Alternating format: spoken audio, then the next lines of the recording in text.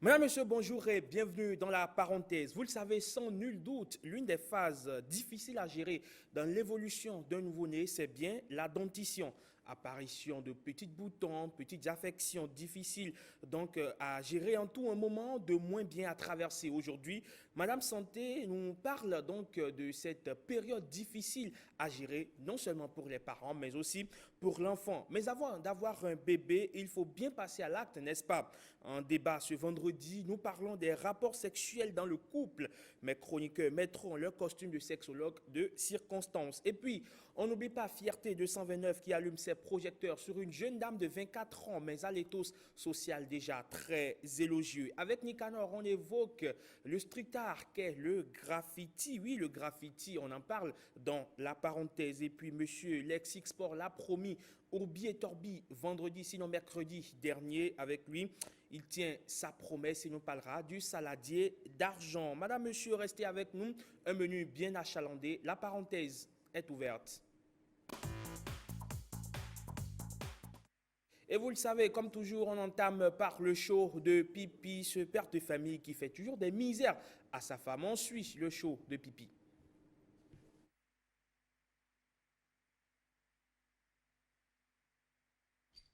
Papa, papa, il est 10 heures. Il y a quoi? Il est 10 heures. Il est où? Dégagez! Regardez, c'est fini. Quand il va bien, oh, mais c'est. Réelou? Non, non, il faut forcer, il faut mien. Hein? Est-ce que je t'ai dit de me réveiller là? Le plat est déjà changé. Ça veut dire quoi? Hein? Tu vas me réveiller comme. Papa Miou, fais-moi dormir. Pardon, pardon. Viens. Qu'a-t-elle fait de si grave et si la grande Fais-moi dormir là. Comment il va te faire? Fais-moi dormir. Qu'est-ce qui se passe? Papa Miou. Non, écoute ici. Papa Miou, qu'est-ce qui se passe? Tu as quoi? Non, calme-toi. Papa Miou, je suis là. Je suis là. Papa Miou, calme-toi. S'il te plaît, calme-toi. Qu'est-ce qui se passe? Tu vas me réveiller pourquoi? Tu vas me réveiller pourquoi? Eh mais c'est pas toi-même qui a commandé de te réveiller là. Mais j'ai dit ça, mais le programme est changé. C'est moi, dans mes sommeils, il a ce que je suis là. Lui, elle ne sait pas. Je n'ai pas entendu. Ce qui se passe J'ai dans vu, ton sommeil. dans mes sommeils là, j'ai vu les mamans avec un monsieur. Et monsieur l'a pris. Au moment où ils ont rentré dans le restaurant, c'est ce moment-là que ce Nigroni, maman, Non, écoutez. m'a réveillé. Non. Papa Miou, on parle plus Non, s'il posément. te plaît, on parle plus posément. Si je comprends bien. Non, écoute. Mais là, tu viens de me parler d'un rêve. Ce n'est pas un rêve là. Qu'est-ce que tu dis? Maman Miou se trouve au dehors en train de trier de maïs là. Elle est au dehors là. Elle n'est pas sortie. Maman Miou est toujours là, non? Jamais. Hier soir, mon meilleur. Maman Miou. Je la vis avec mes propres yeux comme ça. J'ai l'impression que, Papa Miou, tu as un problème. Non, je n'ai pas de problème. Tu as un problème. C'est Dieu qui est en train de me montrer ce qui se passe à l'ombre. La voilà. Tu as déjà changé, tu es revenu, tu as déjà changé tes habits. Je t'ai vu tout à l'heure avec un monsieur. Je t'ai vu avec un monsieur tout à l'heure. Et je vous ai suivi. Je vous ai suivi jusqu'à l'entrée de restaurant. Le monsieur géant. Regarde ce qu'il raconte. Mais Papa Miou, on dirait que tu délis là. Qu'est-ce qui se passe? Mais tu racontes des conneries. Comment tu vas rêver? Tu prends tout ça là comme une réalité et tu soupçonnes ta femme. Tu es sûr qu'elle n'est pas sortie? C'est quoi ça? Je suis allée ce matin déjà. Mais je vais voir. Et moi, tu as gardé le nez. Regardez pas. Maman Miou, ton mari là, il a un problème. Vous devez faire une consultation. Il a un problème. Elle a fait, comment ça s'est passé? La fête. La fête de quoi? Quelle fête? Il faut me gaucher à Momia. Qu'est-ce qui s'est passé? Regardez, il continue de... Je ne sais pas. Un rêve devient une réalité désormais, c'est ça? Ce qui se passe à Rome, c'est ça Ou que bien, Dieu me montre. ma mamie, ou c'est toi qui l'as envoûté. Là, je ne comprends plus rien de vous là. Qu'est-ce qui se passe? Je ne comprends plus rien aussi. Je ne Ah, comprends Le monsieur rêve et il prend ça comme une réalité. Là, ça l'énerve. Dieu m'a montré. Attendez. Ma soeur, faut me dire De que quoi parle-t-il concrètement? C'est qu'il a rêvé. Et dans le rêve, il t'a vu avec un monsieur et vous êtes entré dans un restaurant. Et tout aussi. À peine, Mira est venue le réveiller. Et Donc tout il n'a aussi. plus suivi le rêve. Non, jusqu'à c'est la lui, fin. c'est lui qui Et a envoyé, lui, ça donne- c'est lui qui a envoyé Mira de m'empêcher parce que de ne plus les suivre. C'est ça, c'est son complot. Ouais, soit faut me dire que, soit faut me dire que quoi, na quoi comme tout tout. N'est-ce pas toi, papa? Mais na oui, na dans le badani. Na oui, comme na oui, na maman na oui. Je vais te trapper main à main dans le sac comme ça. Mais là, j'ai les mots de tête, quoi. Je ne comprends plus. Il n'est pas bien. Ton mari n'est plus bien. Il faut qu'on fasse quelque chose. Il faut qu'on fasse quelque chose. Minimum prière d'exorcisme minimum. Et vous faites un colac avec le monsieur. Où? Dans la voiture. Je ne sais même plus quoi. Mi black colac, ouais. Mi black colac, mi black colac. Vous avez embrassé. Attendez. On va Faut faire que, quelque chose. Oui. C'est sérieux. Hein. Ça devient très C'est ça, je sérieux, dis. là. Ne donnez pas solution de l'autre. Et on m'a appelé, oui. On m'a appelé, ça va tomber. Je vais gérer. Papa, Je vais gérer. papa. Ta femme est là, s'il te plaît. Papa. Elle n'est pas sortie. Non, mais elle n'est pas sortie. Voilà. Elle est J'étais restée là à faire le ménage. Je ne suis pas sortie. Je te jure. Quand on les a envoyés, Qu'est-ce qui se passe? je ne suis pas sortie. Et toi, hein? Ouais, mais Nakwadje, c'est quoi la chose? Alors, nous pouvons dire Et ses yeux sont devenus rouges. Il a pris ça au sérieux. Donc, il a un problème. pardon, je t'aime. Je t'aime à la folie. Sans toi, je ne saurais vivre. Pardon. Ne fais pas ça jamais. Pardon. Hein? Chupita. Chupinto. Chupinampo. Chupinta. Eh oh, mon donne-moi ta langue. Ben, tiens, Romain, mais sinon.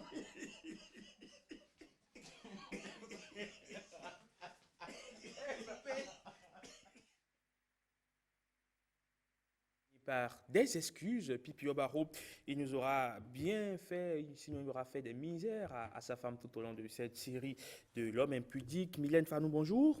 Bonjour Raymond, bonjour aux téléspectateurs. Rebecca Kenyaonde, bonjour. Bonjour Raymond, bonjour Mylène, bonjour aux téléspectateurs. Et un homme de l'armée sur le plateau, qui a fait quoi? Qui est-ce qui en veut emporter ou qui va du côté Je suis de que l'armée? c'est toi. C'est Moi, toi, non, évidemment. Quand on m'a parlé du camp militaire, j'ai fui pendant une semaine, je suis allé rester chez mon oncle. Oh là. C'est trop de rigueur, trop de rigueur pour toi. Oui, en fait, on m'a dit, ouais, bon, voilà, on va t'envoyer dans l'armée. Enfin, est-ce que tu veux? J'ai dit, je ne sais pas. On m'a dit, bon, ok, on va voir, mais seulement que la formation est un peu difficile. Elle dit, mais puisque ma tante, elle est militaire, je lui ai dit, mais si toi-même, tu sais que le truc est difficile, tu me demandes d'y aller, c'est pas possible. Ben, c'est pas parce que c'est difficile qu'il faut pas le faire. Il faut que tu toujours peux pas le essayer. faire. Hein. Bof, en fait, moi, j'ai voulu toujours aller au Britannique militaire. Peut-être que je ne peux pas t'avoir. Peut-être aussi, Et aussi. Mais surtout, l'idée, c'était d'aller au Britannique militaire, mais malheureusement, voilà. T'étais un poltron en ce temps. Non, pas vraiment, pas que j'étais un poltron, mais bon, il y a eu des circonstances qui finalement ont fait que voilà, j'ai dévié. Et aujourd'hui, maintenant, je Tu es me passionne. journaliste. Enfin, je me passionne bien dans ce que je fais. J'aime bien ce que je fais. Mais moi-même, j'avais du mal accepté leur formation, mais après mon immersion, j'ai aimé. Ouais. Ah, vous avez Ah fait oui. le SMIC? Non, J'ai fait une immersion Non, elle a de fait une 24 immersion heures. de 24 heures. rien que C'était ça. À la agréable. transmission, c'est ça, non? Oui, c'était agréable. J'ai aimé les instants passés avec ces hommes et femmes. C'est juste formidable. Ben, Tu as aimé une immersion de 24 heures. Ah oui, j'ai Reste aimé. à savoir si tu vas tenir sur la durée, parce que la Non, mais formation, ce qu'est-ce n'est pas que tu 24 veux? heures. Si j'ai pu tenir en 24 heures. Bon, on C'est t'a vu. possible, n'est-ce pas? En fait, c'est ce qu'on dit dans l'armée, si tu fais 24 heures, chaque jour tu te dis, c'est tous les 24 heures. Tous les 24 heures, renouvelable Voilà. quoi. C'est ça. J'ai pu faire 24 heures, donc demain je fais 24 heures, ainsi de suite, ainsi de suite. Mais on a vu finalement, c'est vrai que l'élément fini est passé au montage, enfin est passé, mais au montage on a vu les roches pendant qu'elle souffrait au niveau des barbelés, tout ce qu'on n'a pas montré. Elle a Ça, failli c'est pleurer. vrai. Et oui, et puis elle a eu besoin de 2 jours de repos pour se Ouais, retrouver avec le souffle. Après 24 heures d'immersion, pas de formation, Déballez tout ici, d'immersion. déballez tout. Ok? Donc j'ai testé pour vous, n'est-ce Oui, pas? j'ai J'ai testé testé pour pour vous. vous à retrouver tout à l'heure à midi dans le rendez-vous de midi. Tu as testé pour nous, je crois bien. L'extincteur. À découvrir tout à l'heure, donc à partir de midi. La patronne du rendez-vous de midi est avec moi, mais pas pour parler d'extincteur, mais pour parler de dentition de bébé. Alors, elle est aussi, on va dire, pédiatre à l'occasion. On installe santé.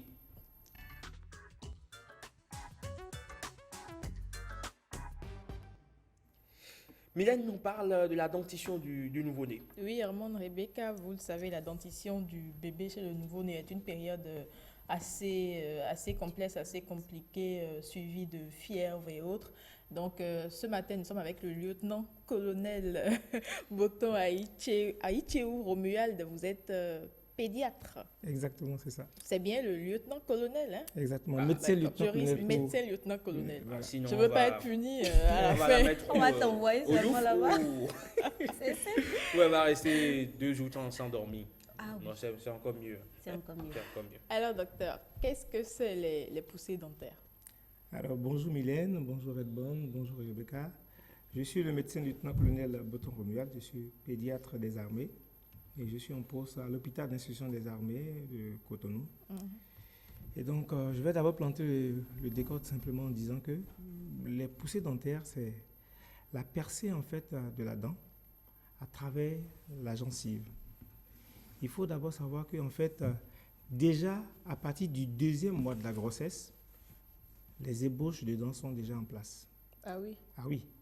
Et à partir du 4e mois de grossesse, en fait, l'émail en fait se minéralise. C'est-à-dire, il y a déjà l'émail qui est déjà minéralisé à partir du 4e mois de grossesse. Et c'est justement après la naissance que en fait la poussée dentaire commence. Et il faut pas. Souvent, on emploie le terme poussée dentaire en fait de façon générale. Mais il y a en fait 2 périodes. Il y a ce qu'on appelle la poussée dentaire et il y a ce qu'on appelle l'éruption dentaire. La poussée dentaire, c'est lorsque la dent perce en fait la gencive. Donc il y a un mouvement d'os, un mouvement de la dent à travers l'os de la mâchoire. Et donc cela entraîne des douleurs et des inflammations au niveau de la gencive. Et l'éruption, en fait, c'est lorsque la dent sort. Donc c'est au moment du mouvement, il y a ces troubles-là qui entraînent la douleur et l'inflammation au niveau de la gencive. Donc c'est ça la poussée. Mais lorsque la dent sort, c'est l'éruption. L'éruption. Donc ce que nous on voit, c'est l'éruption. Mais de façon générale, pour le commun des mortels, aussi bien la poussée que l'éruption, on appelle ça poussée dentaire. Alors, l'éruption, comment ça se passe? Comment ça se manifeste chez le nouveau-né? Alors, c'est la poussée en fait qui est la phase la plus difficile. L'éruption, c'est facile parce que dès que la dent sort, c'est facile. Mais pendant que la poussée, la dent est en train de percer en fait la gencive, passer à travers l'os de la mâchoire pour pouvoir percer la gencive et sortir, en fait, cela entraîne une inflammation. Et donc, cela entraîne des douleurs au niveau de la gencive. Et ces douleurs, en fait, vont se manifester de la façon suivante. C'est-à-dire, on peut avoir l'enfant qui a envie de mordiller un peu dans tout. Dès que vous lui donnez quelque chose, la première chose qu'il fait, c'est qu'il l'amène dans sa bouche. La deuxième chose qui se passe, c'est qu'on peut avoir des petites fièvres. Et on peut voir, en fait, l'enfant qui bave beaucoup. L'enfant bave beaucoup. Et comme il bave beaucoup, il prend la salive de sa bouche et qu'il ramène, en fait, vers le visage. Et cela entraîne, en fait, des irritations au niveau du visage, qu'on appelle des eczémas. Et l'enfant peut avoir une petite fièvre et peut avoir des diarrhées. Et je vais profiter du plateau en fait pour faire une petite nuance. Nous recevons souvent en consultation, nous les pédiatres, des mamans qui viennent et qui vous disent et mon enfant est en train de faire la fièvre depuis 3 à 4 jours, qui monte à 39-40, je pensais que c'était la poussée dentaire. Non, la poussée dentaire ne donne pas des températures à 39-40 et pendant plus de 48 ou bien 24 heures et 72 heures. Non, ce n'est pas la poussée dentaire. La poussée dentaire ne donne pas des diarrhées profuses qui durent plus de 24 à 48 heures. Non, ce n'est pas de la poussée dentaire. C'est des petites diarrhées qui sont épisodiques. Donc, quand les mamans viennent comme ça, elles viennent lui dire, en Afrique, en fait, on rattache tout à la poussée dentaire. Il faut savoir que pendant la phase de la poussée dentaire, et l'enfant, en fait, est beaucoup plus enclin à faire des infections parce que l'organisme, en fait, a du mal à faire 2 choses à la fois. L'organisme, en fait, est en train de s'occuper à faire traverser la dent, aussi bien des gencives que l'os de la mâchoire. Donc, du coup, le système immunitaire est un peu défaillant. Donc, l'enfant tombe un peu plus malade. Et les mamans disent, oui, c'est parce que c'est la dentition qu'il est comme ça. Donc, non, il faut faire de la part des choses. D'accord. Voilà. Et comment soulager, docteur? Alors, comment soulager? C'est très simple. Vous avez dit que on va partir à partir des symptômes. On a dit tout à l'heure que c'est une poussée, la percée de la gencive. Donc, ça veut dire que ça fait mal. Oui. Et quand ça fait mal, la seule chose qu'il faut faire, en fait, c'est faire un petit massage. Faire un petit massage avec le bout des doigts. Vous allez voir quand l'enfant est en train de faire en train de percer, vous faites un petit massage. Vous pouvez faire ce massage avec votre doigt, tout simplement. Ou faire le massage avec, comment je vais dire, des gels gingivales qui existent en pharmacie. Et on peut aussi utiliser, en fait, comment on appelle ça, les clés dentaires.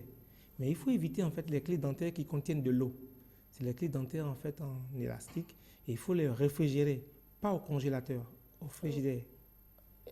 D'accord. Voilà, Oui. on ne met pas dans la partie congélo. Oui. Pour que ce soit frais. Et lorsque l'enfant les mordit, en fait, ça rafraîchit et ça calme l'inflammation. On peut utiliser, en fait, les solutions empiriques, en fait, qu'on appelle... comment on appelle ça? Les solutions empiriques qu'on appelle les médailles d'ambre. C'est-à-dire, c'est une pierre précieuse qu'on dit quand on met au cou. Il n'y a aucune preuve. C'est une recette de grand-mère. De grand-mère, exactement. Ça n'a aucune preuve scientifique, mais ça marche très bien. Une grand-mère aussi avait sa science. Hein. En Afrique aussi, on utilise souvent le safran associé avec du tamarin, les pulpes de tamarin qu'on prend pour masser en fait la dent. D'accord. Voilà. Donc, ce sont des petits trucs. Et à la fin, on peut utiliser du paracétamol si vraiment l'enfant a des petites fièvres. Mais sincèrement, il est déconseillé d'utiliser du paracétamol sucré. D'accord. Parce que si on se rend bien compte, en fait, la poussée dentaire se fait à partir du 6e mois. Chez les enfants, de façon conventionnelle, se fait à partir du 6e mois. Et à partir du 6e mois, commence en fait la diversification. Et il faut éviter en fait d'habituer l'enfant à du sucre. Parce que si vous habituez l'enfant à du sucre, vous pouvez le prédisposer à faire des maladies comme le diabète demain. Voilà. Il y a de ces enfants qui font une double dentition, docteur. Oui. Comment ça s'explique? La double dentition, en fait, il y a 2 causes.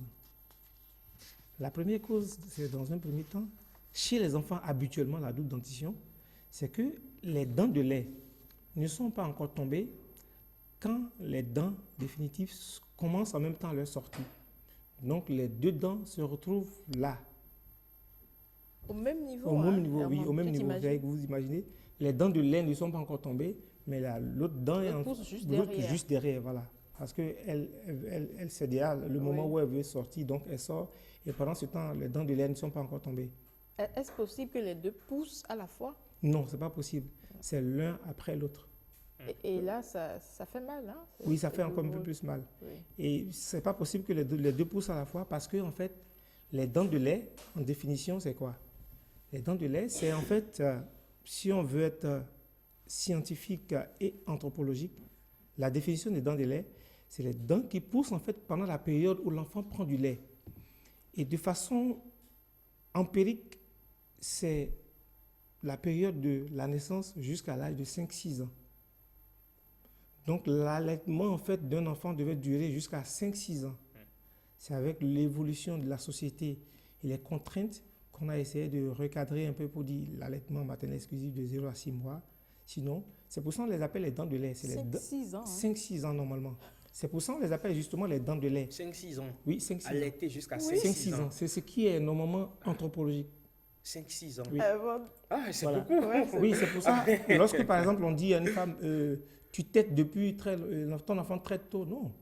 Si tant qu'il a cette dent de lait, il a le droit de téter. Ah, mais Voilà. docteur, vraiment, 5-6 ans. Hein. Oui, c'est compliqué. L'enfant est en compétition avec le papa. Exactement, je C'est pas comprends. possible. Mais moi-même, en consultation, j'ai l'habitude de dire de 0 à 6 mois, Oui. c'est l'allaitement maternel exclusif. De 6 mois à 18 mois, c'est l'allaitement mixte paternel et maternel. Et puis, à partir de 18 mois, on peut commencer progressivement à demander à l'enfant. À suivre, Voilà. De façon progressive. Mais il y a de ces enfants qui décident d'eux-mêmes de laisser tôt. Oui, de laisser tôt. Il faut savoir que, en fait, si l'enfant décide de laisser tôt, soit la maman n'est pas souvent présente, parce que l'allaitement, c'est un tout. L'allaitement, en fait, c'est une sorte de liaison entre la maman et l'enfant. Donc, c'est un tout. Et si l'enfant, ce que les parents ne savent pas, c'est que lorsqu'une maman est en train d'allaiter, les émotions qu'elle ressent, l'enfant reçoit 10 fois plus les émotions. Donc, si c'est des émotions de « j'ai pas envie de donner à téter, mais je fais l'effort de le faire », vous voyez, tout de suite, l'enfant, elle communique tout à l'enfant et l'enfant va commencer. Voilà. Et il faut dire aussi qu'il y a des enfants qui sont précoces. Oui. Ils veulent très tôt, en fait, passer à autre chose. Oui, Voilà. des enfants comme moi. Voilà, ils sont précoces. On est très vite passé à autre chose. Voilà. Oui, très vite, on a marre des gens qui ont marché à 7 mois. Donc, on marchait déjà, on cassait tout déjà dans Ce la n'est maison. pas un espoir non plus. C'est un espoir retentissant. Et on parlait aussi de la double dentition. Oui. Il y a aussi des familles de double dentition. C'est génétique. C'est-à-dire au moment de la minéralisation de l'émail pendant le 4e mois de la grossesse, il y a, au lieu que ce soit une seule minéralisation qui se fasse, il y a certaines familles de façon génétique ont une double minéralisation, si bien qu'il y a 2 dents qui sortent et qui se chevauchent l'un devant l'autre. Voilà, c'est pour ça, lorsque l'enfant devient un peu plus grand, quand on veut corriger ça, on fait ce qu'on appelle le panorama dentaire, une radiographie qui prend en fait l'intérieur de la mâchoire pour voir est-ce que c'est naturellement de là-bas ou bien est-ce que la poussée en fait est due aux 2 dents de lait et dents définitives qui sont en train de se chevaucher. D'accord. Pour retirer une dent à un enfant, c'est de la même manière qu'à un adulte? Normalement, les dents de lait tombent tout seuls. Oui. Vous connaissez bien l'histoire des dents de lait. On dit normalement, lorsque tes dents de lait tombent, tu les mets sous ton oreille et puis le lendemain, tu trouves $1 ou bien des pièces d'argent. Carrément, Voilà. tu lances ça sur le toit de ta chambre. Voilà, Edmond, donc. tu as fait ça? Bien sûr. Voilà, bien donc sûr. T'en as naturellement, perdu, normalement, combien à la les fois? dents de lait, ils tombent seuls. Mais il arrive chez certains enfants où, même après 6 ans, les dents de lait ont du mal à tomber ou à cause de certaines pathologies, les dents de lait ont du mal à tomber. Là, pour arracher, vraiment, chez l'enfant, c'est beaucoup plus facile. pas beaucoup plus facile, mais il faut être beaucoup plus doux. Chez l'adulte, en fait, on met des anesthésiants, mais chez l'enfant, il faut vraiment être beaucoup plus doux et on peut le faire en plusieurs étapes pour éviter que l'enfant soit traumatisé par cette extraction-là. Mais alors, docteur, dites-moi, moi j'ai une question concernant les tout nouveau-nés, les nouveau-nés si vous voulez. À un moment donné, lorsqu'on la poussée dentaire veut entamer le processus, on remarque qu'il y a des gros boutons qui apparaissent au visage, au niveau de la tête. L'enfant devient méconnaissable à la limite, mais d'où viennent ces boutons? Voilà, c'est ce que je disais tout à l'heure en fait. Pendant la phase de la poussée dentaire, l'enfant bave beaucoup parce qu'il y a une irritation au niveau de la gencive. Et le premier réflexe de tout enfant qui bave, c'est de mettre sa main dans la bouche pour pouvoir en fait mordiller. Oui. Et après, la première chose, c'est qu'il ramène ça au visage. Les enfants souvent les mettent dans le visage. Donc tout ce qu'il a comme microbes ou germes, il les ramène au visage. Et il va choper tout ce qui est comme bactéries, il les dépose sur le visage et ça peut donner des infections aussi, des staphes dans la bouche. C'est un facteur exogène. Exactement. D'accord. Voilà. Donc il ramène tout ce qui a comme microbes de la bouche, il ramène ça dans le visage. Et c'est pour ça même dans le traitement de la poussée dentaire, il faut en fait prendre un linge et mettre ce qu'on appelle de l'eau thermale d'Aven qu'on prend pour nettoyer le visage, pour éviter en fait cette irritation-là du visage. Parce que tout ce qui vient de la bouche va irriter le visage. Oui. C'est toute une inflammation de la bouche que l'enfant ramène au visage. Donc on prend de l'eau thermale d'Aven ou de l'eau thermale de la Roche-Posay qu'on prend en fait pour nettoyer le visage, pour que ce visage-là ne s'irrite pas ou bien pour éviter en fait que ces boutons-là apparaissent. Voilà. D'accord. Herman, tu as une question? Non, je crois que ça peut aller. Je crois que ça peut aller. Ici, voilà, avant de laisser partir sans nul doute notre lieutenant-colonel. Donc, on va lui demander quels sont les gestes simples qu'on peut proposer aux parents, aux mères surtout, lorsque leurs enfants entament le processus de la poussée dentaire. Surtout les symptômes, hein, parce que vous l'aviez dit tout à l'heure, Oui. Généralement ça ne dure pas. Oui, il faut savoir que en fait, le maître mot, je résume ça en 3 C. 3 C, c'est cajoler, consoler, câliner. Ouais. Tout ce qui résume en quelque sorte l'enfance. Voilà, c'est cajoler. L'enfant, en fait, pendant cette période-là, a juste besoin, en fait, de beaucoup plus d'affectivité. Il a besoin qu'on le cajole, il a besoin qu'on le console, il a besoin qu'on le câline. Et si vous faites ces 3 C-là, derrière, vous pouvez utiliser toutes les méthodes que j'ai dit pour autant, et vous allez voir, ça marche très bien. Et le maître mot dans l'éducation de tout enfant, c'est la patience. Il faut juste savoir que c'est une période, ça finira par passer. On est tous passés par là. Et je vais terminer en disant que il y a certains moments en fait qui demandent de mettre du calcium. Qui demandent de mettre du calcium pendant la phase de poussée dentaire. Et j'insiste là-dessus. Il faudrait qu'on sache que en fait, la seule richesse que l'Africain a, c'est le soleil. Et avec du soleil, on produit du calcium en bonne quantité. Et depuis un certain temps, moi j'ai surnommé ça en griffe la maladie des riches. Nous sommes arrivés à une période où tout le monde cache ses enfants parce qu'on a peur du dehors, on a peur de l'oncle qui est sorcier, on a peur des gens qui peuvent nous agresser. Et en cachant les enfants dans la maison, ils prennent moins de soleil. Moi, je me souviens très bien quand on était plus jeunes, on venait toujours nous récupérer sur des terrains de jeu. À midi, on nous ramène à la maison, on finit de manger à peine et on repart encore sur le terrain de jeu. C'est parti pour 19h. Pour 19h avant qu'on ne revienne. Et quand vous rentrez, vous attendez, vous connaissez déjà la sentence. Exactement. Donc on prenait bien notre dose de soleil, ce qui nous permet d'avoir de bonnes quantités de calcium. Mais maintenant, on cache tellement les enfants que on n'a pas assez de calcium pour pouvoir en fait faciliter la poussée dentaire. Et donc du coup, une bonne exposition au soleil facilite la poussée dentaire. Mais si vous êtes aisé et que vous avez l'habitude de cacher vos enfants, là on est obligé de faire une supplémentation en calcium pour pouvoir aider l'enfant lors de la poussée dentaire. On va prendre des bains de soleil de temps en temps. Oui, c'est très intéressant et c'est même pour les adultes, même pour nous les adultes, le soleil en fait c'est un facteur très très très important. D'accord. Merci docteur. De rien Mylène. Il a dit docteur juste pour échapper à la mauvaise... Non, Donc moi je dirais merci mon colonel. Merci beaucoup Redbone. Allez, cette émission va se poursuivre. Il nous a fait défection tout à l'heure pour aller régler un petit problème pour que sa rubrique soit parfaite. C'est parce qu'elle nous parle d'une jeune dame, 24 ans seulement, mais elle a déjà un étau social très élogieux. On installe Madame Fierté 229 qui a repéré pour nous, oui, une fierté.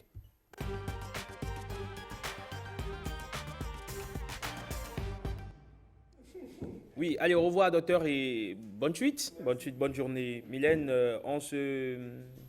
Oui, tu voulais prendre une gorgée? Non, tu voulais prendre une gorgée, vas-y, désaltère-toi, c'est important aussi. Après que ma 15 minutes, là, ça va aller Mylène. Il faut bien se désaltérer. Si tu parlais à 1 heure. Rebecca, c'est vendredi, hein, attention. Alors, Rebecca, sous tes projecteurs aujourd'hui, une jeune dame, c'est quoi son nom? Suspense. Oui, suspense, justement. Ouais. Et tu sais pourquoi je dis suspense? Bien sûr. Ok, bien sûr. alors J'espère que vous avez le son qui va avec. Suspense. Parce qu'il y en a une qui va se revendiquer de la même veine. Alors oui, aujourd'hui, Mon Fierté 229 nous amène à la découverte d'une jeune femme béninoise bourrée de talent. Une femme audacieuse et excellente. Une jeune dame de 24 ans, mais qui se démarque aussi bien sur le plan national qu'international de par son leitmotiv qui est oser, oser et toujours oser. Une audace qui lui a ouvert les portes de ses prestigieux. Je n'invente rien. D'ailleurs, je vous invite à la découvrir dans le rôle de défenseuse des droits des filles. À travers ce petit extrait, vous verrez une femme engagée. Une femme qui parle de l'autonomisation des filles à l'Assemblée nationale française. C'était à l'occasion de la journée de la jeune fille. Mesdames et messieurs, voici pour vous Mylène Flicka. Quand j'avais 10 ans, On m'avait demandé ce que je voulais faire dans la vie. J'ai dit que quand je serai grande, j'aimerais pouvoir défendre le droit des filles. Aujourd'hui, si j'ai le privilège de m'adresser à vous, c'est parce que j'ai eu la chance d'avoir une éducation sans interruption, d'avoir un cadre sain, d'avoir des personnes autour de moi qui m'apprennent c'est quoi la sexualité et surtout qui m'apprennent à rêver. Je dirige un média qui parle des jeunes talents africains, qui essaye de propulser le rêve, parce qu'il est question de rêve, il est question d'accessibilité à certains rêves.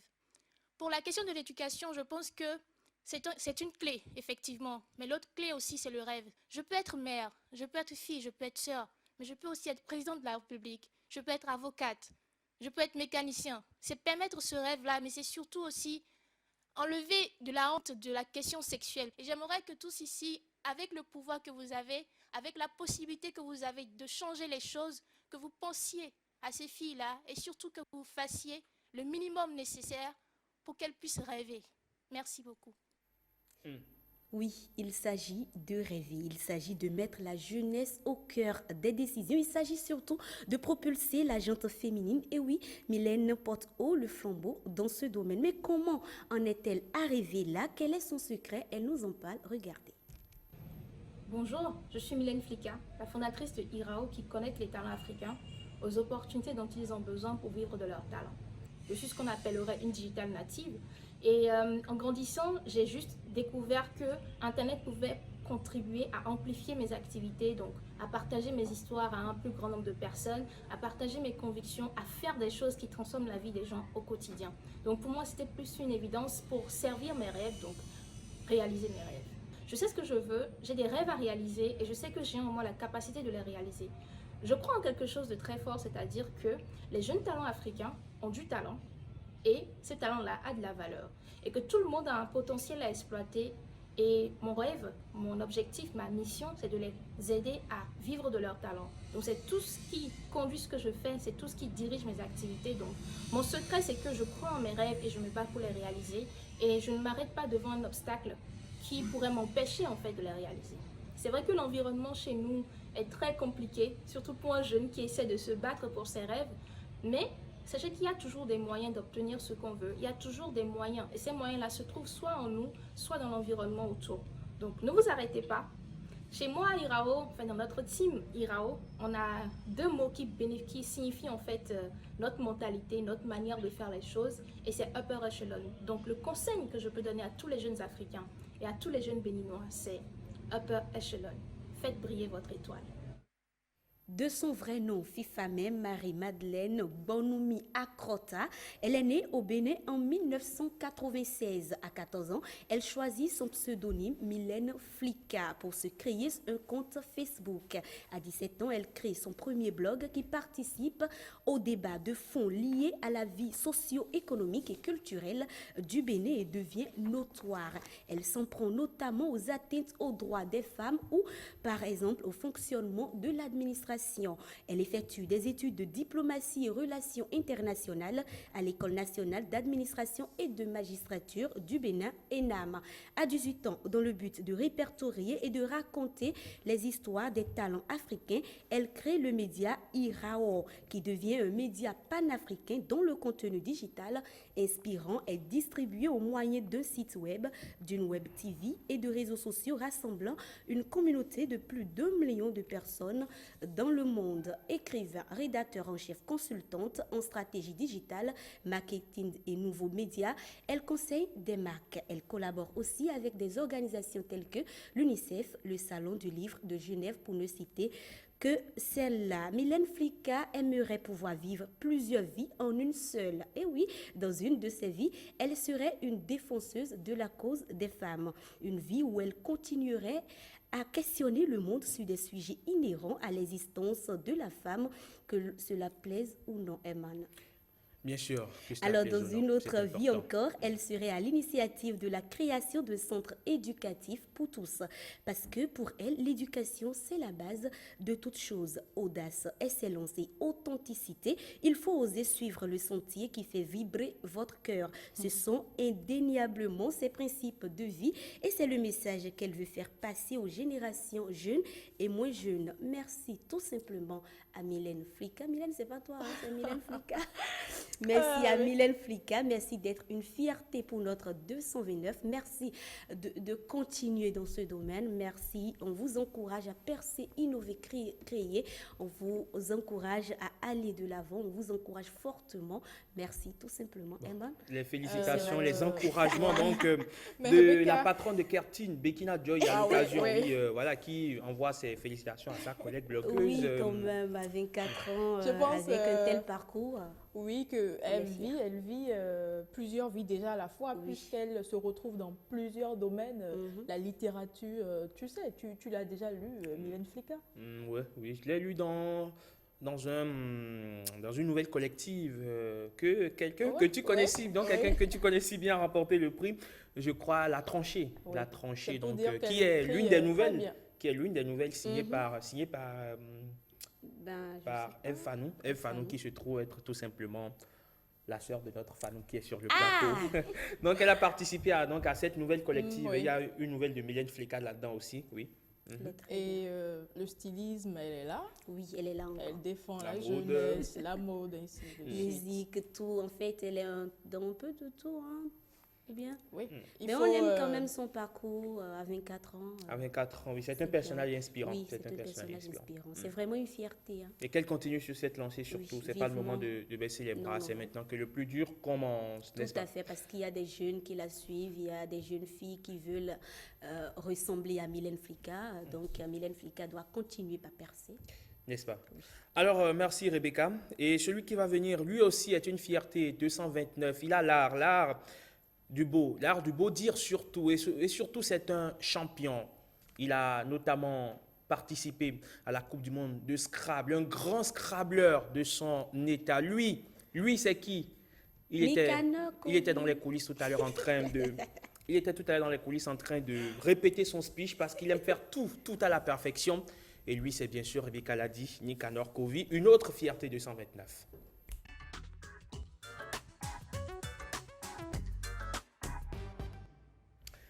La semaine dernière, le vendredi dernier, il était ici à ma place. Aujourd'hui, il se retrouve de l'autre côté. La Nicanor place Kovi, qui est la bonjour. mienne, on va dire. Non, pas la place qui est là. Tiens, toutes les places sont tiennes ici. Bonjour à toutes, bonjour amis parenthésistes, et bonjour Aimante, bonjour Mylène, bonjour Rebecca. Tu me regardes, tu dis bonjour Mylène, tu la Bonjour. regardes, tu dis bonjour Rebecca. Bon, je suis réveillé du pied gauche. ça se voit me suis aussi, réveillé. N'est-ce pas? C'est ça. Alors, derrière ces lunettes carrées se cachent des yeux qui savent lire, des yeux qui savent penser, des yeux qui savent écrire, des yeux qui ont tout vu pour nous et qui ont vu sur un mur des graffitis. Il allait savoir, ou il veut savoir de quoi cela retourne. Eh bien, on parle de graffiti aujourd'hui. Que faut-il entendre par graffiti? Intéressons-nous d'abord à l'étymologie. On parle de graphium. En latin, cela signifie éraflure. Lui-même, emprunté au grec graphein, qui veut dire écrit. Mais Je vous l'avais dit, mesdames, je vous l'avais dit, c'est un savant. Écoutez, C'est un savant, il nous fait promener dans la Grèce, il nous fait promener On descend. c'est pas au pays quand des on Latins. emprunte à Google, on sait tout. Finalement, allez, on y va. On parle de graffiti, bien évidemment. Et qu'est-ce que c'est que le graffiti? Allez, j'ai une définition toute faite ici sur mon téléphone. Je vais y aller. On dit que le graffiti est le nom générique donné aux dessins ou inscriptions calligraphiées, peintes ou tracées de diverses manières sur un support qui n'est pas prévu pour cela. Et là, le plus important, certains considèrent le graffiti comme une forme d'art qui mérite d'être exposée dans des galeries, tandis que d'autres le perçoivent comme indésirable. Et pour mieux en parler, j'ai sur ce plateau aujourd'hui un médecin du graffiti, Dr Mario, qu'on l'appelle dans le milieu, dans la rue, c'est un artiste urbain. Dr Mario, bonjour. Bonjour, Nicanor. À l'état civil, Agbo Kofi Romario. Romario. On est d'accord. Oui, Mais Dr Mario, sur les murs. c'est ça. On tout à parle fait. de graffiti. S'il en existe au Bénin, bien évidemment, il existe des artistes graffiteurs ou graffeurs Graffeur. au Bénin. Bien sûr, si je suis sur ce plateau, je pense que c'est déjà la preuve que il y a des graffeurs au Bénin. On dit graffiteur au Québec, il faut le dire aussi. Au Québec, ouais. Et bien évidemment, qu'est-ce que c'est que cette différence qu'on fait entre le graffiti et le tag, par exemple? Pour remonter un peu plus, je pense que le tag, c'est pas tout à fait dans un but artistique. Je pense que l'histoire, c'est qu'au tout début, on avait des jeunes qui avaient besoin de marquer des espaces, montrer qu'ils étaient là, qu'ils existaient, etc. Donc, c'est la signature. Une inscription, pas dans un but artistique, laissée sur beaucoup de supports pour marquer sa présence. Et le graphe, lui, il est beaucoup plus élaboré.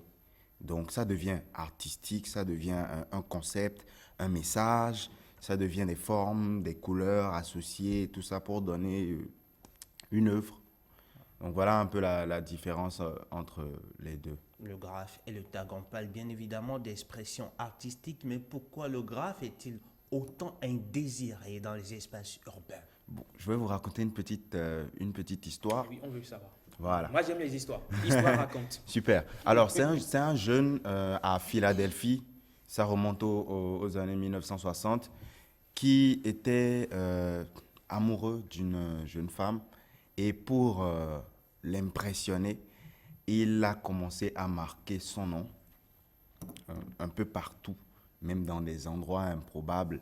Et la police, ayant vu qu'il marquait un peu partout, a voulu l'appréhender. Et quand ils l'ont rencontré et qu'il a expliqué le but, ils lui ont lancé alors un défi. Ils lui ont dit, bon, ok, maintenant, tu vas nous montrer de quoi tu es capable. Et il lui lançait le défi d'aller marquer son nom dans des endroits impossibles. Et ça a créé beaucoup d'attention en fait sur lui, ce qui a fait qu'il a même graffé le jet privé des Jackson 5. Et par la suite, les jeunes aux États-Unis ont voulu justement se positionner également, se faire voir, mais c'est devenu sauvage parce qu'il y avait des tags partout. Et c'est de là qu'est né en fait le vandal. Ce qui reste l'image négative que les gens ont du graphe. Mais il faut dire que les artistes, avec le temps, ont changé l'image du graphe. Encore plus chez nous en Afrique ici. Encore plus chez nous en Afrique.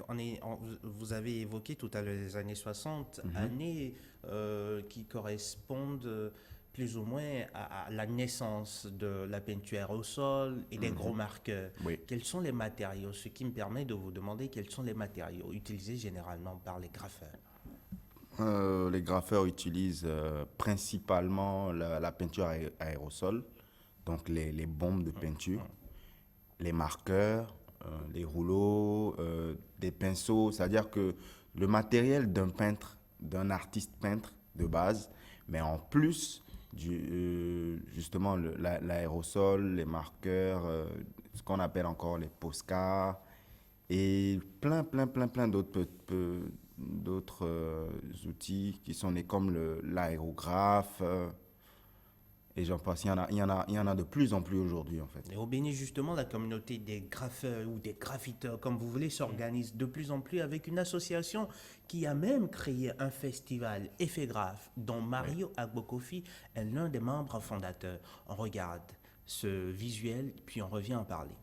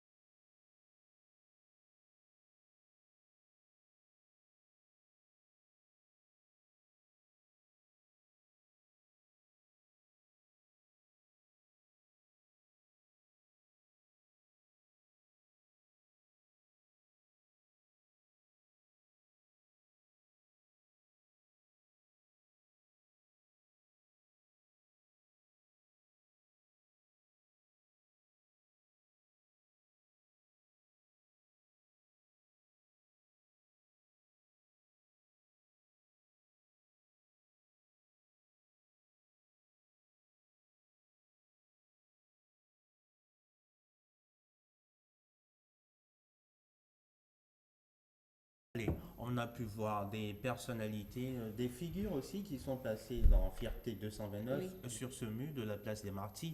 On était à Effet Graphe, version 5.0. Oui.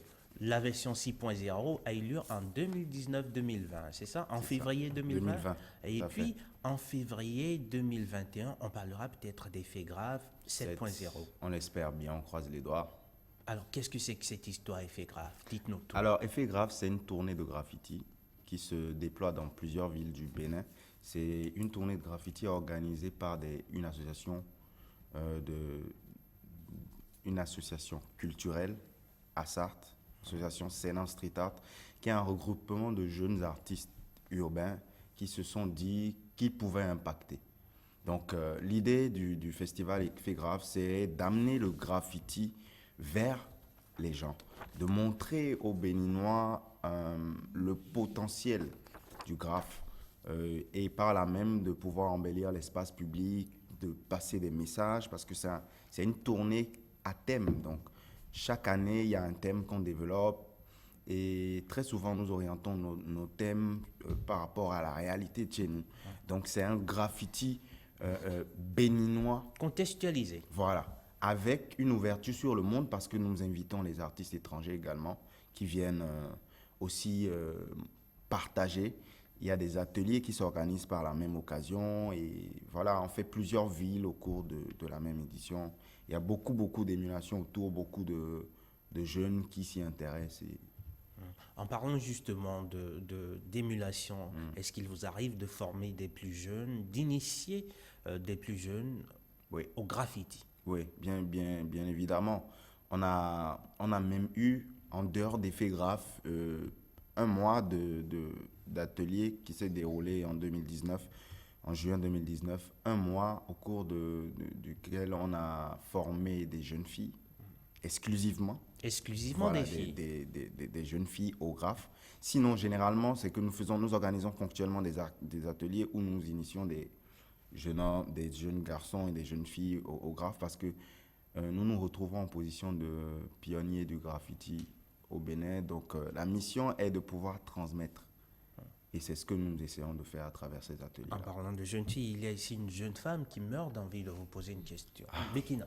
Oui, j'ai deux questions déjà. La première, Oui. quand vous formez ces jeunes talents-là, en fait, est-ce qu'il ne faut pas avoir déjà... est-ce qu'il ne faut pas aimer dessiner avant d'apprendre le graffiti? Il faut avoir des prédispositions, la Oui. fibre artistique. Oui, idéalement. Ouais. Idéalement, il faut aimer, surtout aimer, parce que je pense que dessiner, on peut tous le faire.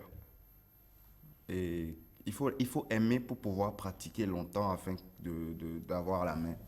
Donc, avoir l'envie de le faire, c'est déjà un bon début. Mais maintenant, quand vous essayez, déjà, vous avez des prédispositions, c'est super.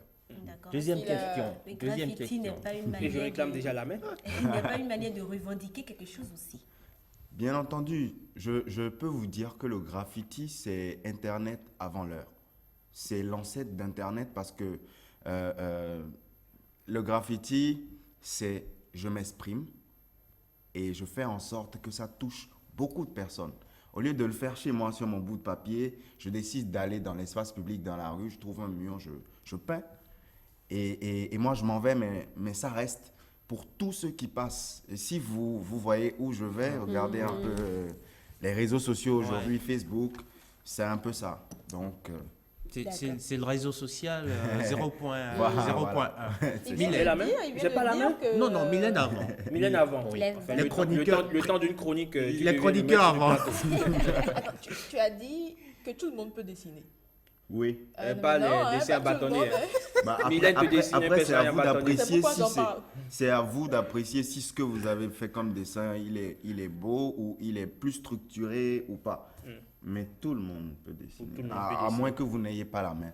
Je viendrai à votre école. Alors, il paraît qu'on a reçu sur d'autres émissions, la patronne est d'ailleurs avec moi, le rendez-vous de midi, Lorenzo Ndjikwesi, Oui. qui nous confiait que le mur que vous avez entamé du côté de l'OCBN, l'OCBN, oui. que si le mur était achevé, ça aurait été le mur le plus long du C'est ça. monde en termes de graffiti. On va dire c'est le deuxième mur plus long. le plus long jamais graffé du monde, juste après celui de Dubaï, mais en Afrique, ça va être Le premier. le premier. Le mur le plus long. Oui, le mur Et le quand plus est-ce que long. vous pensez finir? Nous pensons finir, nous avons toujours voulu terminer, mais le problème, il est d'ordre financier. Nous avons besoin d'aide. Parce que notre association culturelle fonctionne généralement sur fonds propres et c'est un peu, ça limite un peu. Vous voyez un peu le mur, il faut un budget colossal pour pouvoir le finir, mais on croise les doigts et je crois que ça va se faire, on reste optimiste. Vous avez graffé ce matin avant de venir? Oui, ça m'a trahi. De Voilà. couleur, ouais, voilà. Il va sur un chantier, c'est comme ça qu'ils appellent ça. Un mur, c'est un chantier. Non, après, quand c'est des plans payés dans un espace fermé, moi j'appelle ça chantier. Mais après, quand c'est dans la rue qu'il faut aller s'exprimer, c'est pas tout à fait ça. Est-ce qu'on peut faire appel à vous pour graffer peut-être son mur à la maison, dans Il sa vient chambre? de le dire. Oui. Sur la terrasse. Et ça, il appelle oui, chantier. Oui, je me disais que ça doit être un espace, je ne sais pas, même si c'est privé, ça doit appartenir à une structure, je ne sais pas, mais dans sa propre chambre, quoi. Bien sûr.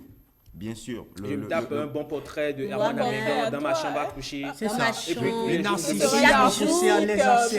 Ce sera un narcissisme exacerbé. Ce qui est surprenant, c'est que quand on parle de graphe et qu'on doit l'amener vers soi, ce qui vient à l'esprit en premier, c'est le portrait. Ouais. Mais on peut C'est ce faire qui autre revient chose. souvent chez les gens qui demandent On le se graphe demande chez bien eux. pourquoi l'homme aime l'homme. L'homme, Ouais. c'est lui-même. C'est bien, Voilà. le graffiti peut embellir votre espace de vie et peut changer. Moi, je crois aux couleurs et je crois en la force des couleurs. Donc, le graffiti dans votre espace de vie, ça va vous apporter Mais un est-ce plus, que c'est clair. ça s'efface? Est-ce que je peux décider de Oui, l'enlever tu vas- simplement de Bien mon sûr. mur, sans tâche, hein, Bien sûr, il faut juste le recouvrir de peinture. de peinture? Ce n'est pas pour rien qu'on appelle justement Dr Mario, il est chromothérapeute, Thérapeute. il soigne par les couleurs. Et une question pour vous qui aimez aussi Et bien ce les sera couleurs. sans doute la dernière. Ce sera la dernière. Certainement, est-ce que les matériaux utilisés par les graffeurs sont nuisibles à l'environnement? Question pour un champion. Et surtout, question pour un apprenti écologiste. C'est une belle question. Oui, en partie. En partie, c'est beaucoup plus nuisible, je pense, à l'artiste lui-même. Voilà pourquoi nous protégeons. Parce que la peinture aérosol, c'est des particules de peinture Projeté contre les surfaces à peindre. qu'on projette. Pour la surface, ça va. Mais après, c'est sur l'humain, pendant que c'est en train d'être fait, qu'il faut pouvoir se protéger. Et je peux vous dire que la technologie est en train d'évoluer de sorte à ce qu'aujourd'hui, par exemple, nous avons des aérosols qui sont à base d'eau. Donc déjà, les gens sont en train de penser à pouvoir créer de la peinture plus écologique. Sa réaction vous parle. Oui, elle a sollicité une dérogation spéciale. C'est pourquoi je lui ai accordé la parole.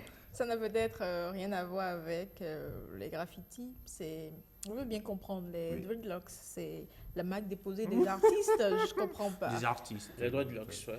Oh, c'est Dites-nous l'expression, L'expression de la liberté. l'expression de la liberté artistique, sans Oui, doute. les dreadlocks sont africains pour moi et je pense que nous sommes des gens qui ont des cheveux qui poussent. Et je ne comprends pas pourquoi on ne devrait pas les laisser pousser. Et ça fait combien d'années?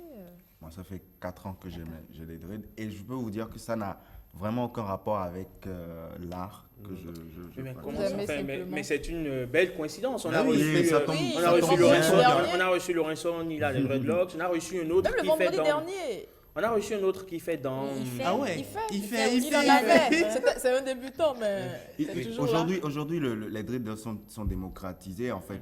Et si vous remarquez bien, il n'y a pas que les artistes qui portent des dreads aujourd'hui. on est bien Parce que d'accord. Dans une autre vie, j'aurais porté des dreadlocks aussi. Ah bon, tu peux porter aussi dans C'est cette une vie? forme de revendication de son africanité. je Ouais. pense.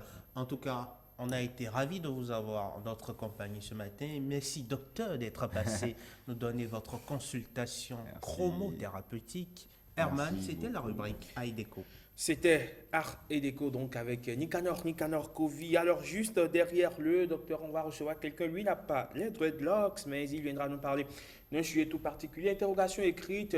Nick, je sais que tu te passionnes pour le sport à l'occasion et surtout pour le Scrabble quand il s'agit donc de jouer.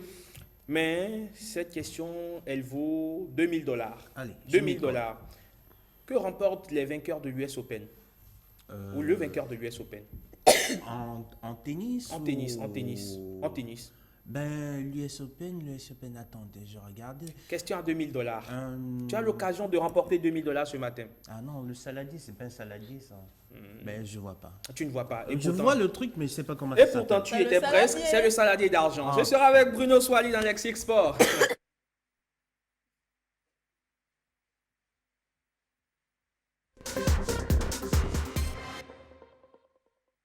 C'est le championnat de France. Bien sûr, de c'est le- rugby. Oui. Le challenge en tennis, là, comment ça s'appelle? Monsieur Sport. Monsieur. Allez, Parfait. Bruno. Il est avec nous. Il est avec nous, Bruno Swali. Éclaboussez-nous de votre classe.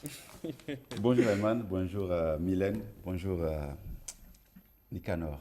Il a pris une bonne couche de graffiti dans sa tenue avant de venir sur le plateau. Voilà, et bonjour à vous Rebecca. Très heureux de vous retrouver, Herman. Le plaisir est partagé. Voilà, vous parliez du saladier d'argent Du plutôt. saladier d'argent. Voilà, je sais pas, c'est peut-être parce que j'aurais préféré que ce soit en or.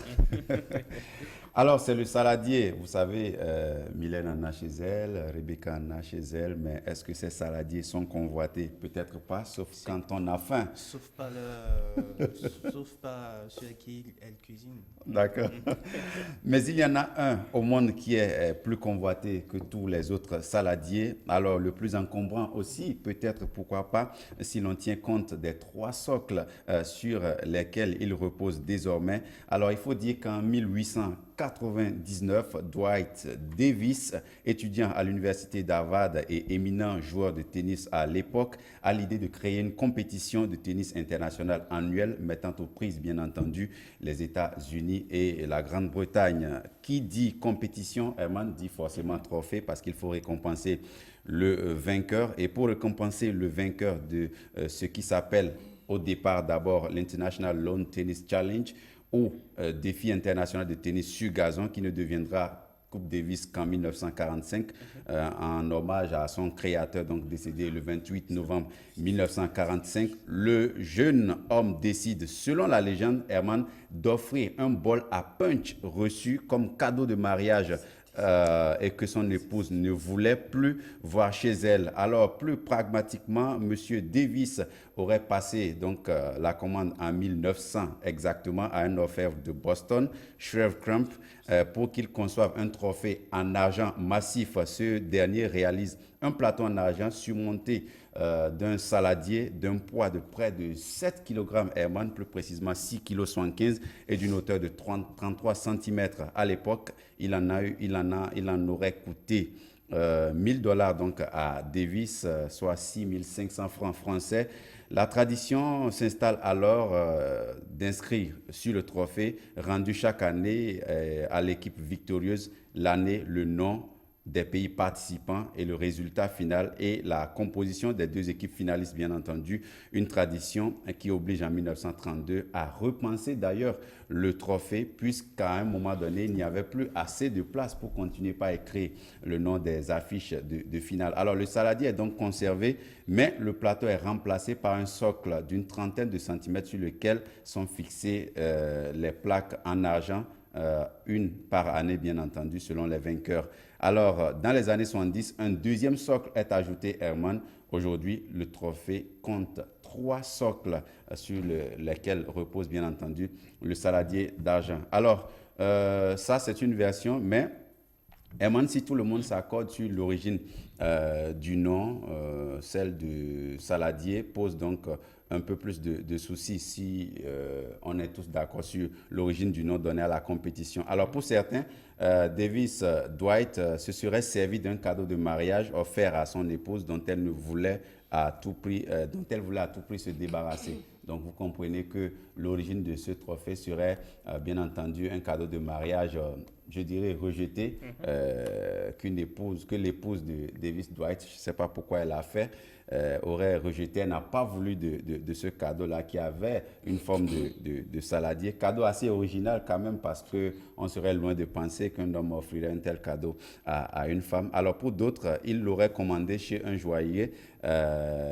ou l'aurait acheté dans une brocante. Donc, les versions diffèrent vraiment, mais ce dont on est sûr, Herman, c'est qu'au début, ce trophée était tout petit, mais au fil des années, il a gagné en taille et en poids. Et en effet, étant donné que les noms des vainqueurs, on l'a dit, étaient gravés chaque année sur la coupe. Le socle est maintenant plus imposant que celui du trophée lui-même. Donc, c'est un trophée dont le socle est beaucoup plus... voilà. Que le trophée Voilà, donc rappelons que le trophée d'origine, à l'origine, n'était pas offert aux vainqueurs, mais on leur offrait une réplique du trophée qu'ils pouvaient emporter. Donc, ce n'est pas comme aujourd'hui où, voilà, le trophée qu'est le saladier d'or vous revient. Le saladier d'argent. Alors, le saladier d'argent, voilà. Décidément, tu aimes l'or. Décidément, oui, l'or, parce que généralement, les vainqueurs prennent les trophées en or, donc c'est un trophée assez particulier. Et revenir sur cette Coupe Davis dont on parle, dire que Herman, c'est la plus prestigieuse des compétitions internationales annuelles de tennis, version masculine bien entendu, par équipe. Elle a été créée en 1900 par Dwight Davis, on l'a déjà dit, et elle est gérée par la Fédération internationale de tennis. Donc initialement, on l'a dit, c'était l'International Lawn Tennis Challenge, qui veut dire le défi international de tennis sur gazon. Donc elle a opposé au départ les États-Unis à la Grande-Bretagne, mais aujourd'hui, elle s'ouvre à d'autres nations. Et il faut dire donc qu'aujourd'hui aussi, la Coupe Davis a pris le nom parfois de Coupe du monde de tennis, simplement. Alors, je dois $2000 à Nicanor, c'est bien ça. Je Oui. dois $2000 à Nicanor. Oui, $2000. Oui, parce que moi, j'aime particulièrement l'US Open, je voulais parler de la Coupe Davis. On doit convertir en CFA, ça fait près d'1 million. 1 million 200, 1 million 300 1 million et 1 million 200. De quoi entreprendre, hein, quelque chose. C'est quelque chose. 1 million 200. Est-ce que tu en as Un commerce de saladier, par exemple. Tu en as au moins 1 million 200, ça on verra juste après. Mais une chose est sûre, je dois $2000 à Nicanor. Et après, il y a une réforme de la Coupe Davis. de la Coupe Davis depuis Qui fait 2018 débat. qui a changé radicalement. Radicalement de format. Mais c'est aussi ça, les compétitions. Il faut évoluer avec le temps parce que les compétitions au départ, quand vous prenez toutes les compétitions de sport au monde, au départ, elles ont toujours réuni un nombre restreint. Vous prenez la Coupe d'Afrique, c'est pareil. Voilà, la Coupe du Monde. Mais voilà, donc avec le temps, il y a toujours des inclusions, des réformes pour embellir la compétition et imaginer que la Coupe du Monde en 2026... actionnaire, je crois. Notre ami Piqué du FC Barcelone. Oui, un passionné de tennis hein, à 16 heures. Fou de Nadal. Oui, fou de Nadal, voilà. Donc, un peu comme Gareth Bale, passionné de golf. De golf, voilà. Oui, absolument. Dit que bientôt on va disputer des Coupes du Monde à 48 pays, donc vous imaginez. Donc on est parti de combien? De très peu de pays, 16 pays, 8 pays même. On va passer à 32. Rebecca, le saladier d'argent. 32. Est-ce que non, messieurs, avant vous allez 98. arrêter de transformer le plateau en plateau de... On est dans le lexique du sport, n'est-ce pas? Bien sûr, moi, le lexique du sport. Nous sommes 5 et non 2. C'est que vous connaissez le plateau. Allez, 3 contre 2, on a la majorité. Vous pouvez participer. Le saladier d'argent. Elle préfère qu'on parle de chiffon. Elle préfère qu'on parle de chiffon et des tops. Ah ouais, parce que la ça femme va, ne moi. parle que de Qu'on parle de rouge à lèvres, on parle de Mais quoi qu'est-ce encore? qu'ils ont? C'est pas sérieux. On va parler lexique du maquillage, c'est pour la saison prochaine. Ils vont me traiter de macho. Lexique du maquillage, pourquoi pas? Qui se tape Allez. la chronique? Rebeu. Non. Tu l'as vu comment? Bruno. Bruno, ce n'est pas gentil. Bruno. Est-ce qu'ils sont sérieux sur ce plateau? Unicado s'en occupe, lexique du maquillage. Je Non. m'y colle volontiers. Je doute qu'il réussirait la mission. N'est-ce Ah ouais? Ah oui, parce qu'il devra chaque fois aller prendre des cours. Auprès de qui? J'ai un Ah ben, professeur à côté. il va recourir à l'expertise de Lina, notre J'ai un maquilleuse. professeur à Ouais, côté. pourquoi pas. Voilà. Ou bien, où tu as même la masterclass à côté. C'est Rebecca. Rebecca qui est en Bruno, d'autres choses à dire? Non, on va revenir la semaine prochaine. prochaine. Déjà lundi, on va parler du money time au basket. Le money time. Ah oui. Le money time. Au Ça te basket dit, et pour au celle hand. qui a fait le basket, Non, moi, Rien du tout? Mylène, ça Non, te rien dit du quelque chose? Ah oui, ben, On réserve tout pour lundi. réserve Le money time dans le sport en général. Bon, donc cherchez, Et on va vous avez le faire- week-end pour chercher. Faggy time. on va faire son équivalent au foot, le Fergie Le time. Faggy Le time. Fergie time. Donc vous avez le temps pour chercher le week-end et puis on en parle lundi. Donc, Nicanor, tu aimes le sport? Absolument. Tous les garçons c'est aiment le un- sport. c'est- Ouais, c'est et non, un- mais tous les garçons tu n'aiment pas pratiques le quel sport. sport? Il y en a Le Scrabble, le Scrabble, c'est un grand champion, un Je joue champion. au foot. Oui, Il joue on au parle... foot. Et Mais Oui, le Scrabble, c'est un sport cérébral. Nicanor, il a C'est une cérébral. culture, il a une culture folle en basket. Oui. j'aime T'as le joué au basket. Mon grand frère jouait au basket, donc je lui gardais les baskets, le sac, etc. J'étais trop petit pour jouer, mais j'étais foot basket. C'est comme ça que j'ai aimé le basket. D'où votre Et ton culture, équipe favorite, la NBA, c'est Actuellement, les Lakers, à coup sûr. Los Angeles Lakers. À coup sûr. À coup sûr. D'accord. À coup sûr. Vous n'aimez pas Et les d'ailleurs, Cavs? il y a un duel en ce moment en Ah oui. playoff, en demi-finale Ah oui. de playoff Ah oui. entre Ah les oui. Lakers Ah et les oui. Rockets. Ah oui. Ah oui. Ça va être Les des Rockets étincelles cette de nuit. Houston. Ah oui, les Rockets de Houston, le barbu le plus barbu, célèbre James du Harden. monde. James Harden. Ok, ok, on passe La nuit maintenant sera à- longue. La nuit passe risque d'être maintenant très au longue, mais en On même passe temps, c'est le maintenant match au temps. 1. On passe Allez, C'est vrai. Fanny est en train de me souffler à l'oreille que c'est terminé. Il est en train de siffler la fin. Son sifflet était si retentissant que j'ai failli en perdre mes Ces dames, tympans. si elles étaient folles. Oui, Mais bon, en tout cas, la saison prochaine, on vient avec lexique du maquillage. c'est mieux. Hein. Quand vous allez prendre votre plaisir, on sera là à vous écouter comme des garçons en classe ou au catéchisme. Allez, on va passer à présent, pas encore au talk, mais on va découvrir un artiste que vous aimez beaucoup. Mylène, tu l'aimes certainement, Bruno aussi. Nicanor peut-être, Rebecca, sans nul doute. Quand je parle de Baby Philippe, Oh là.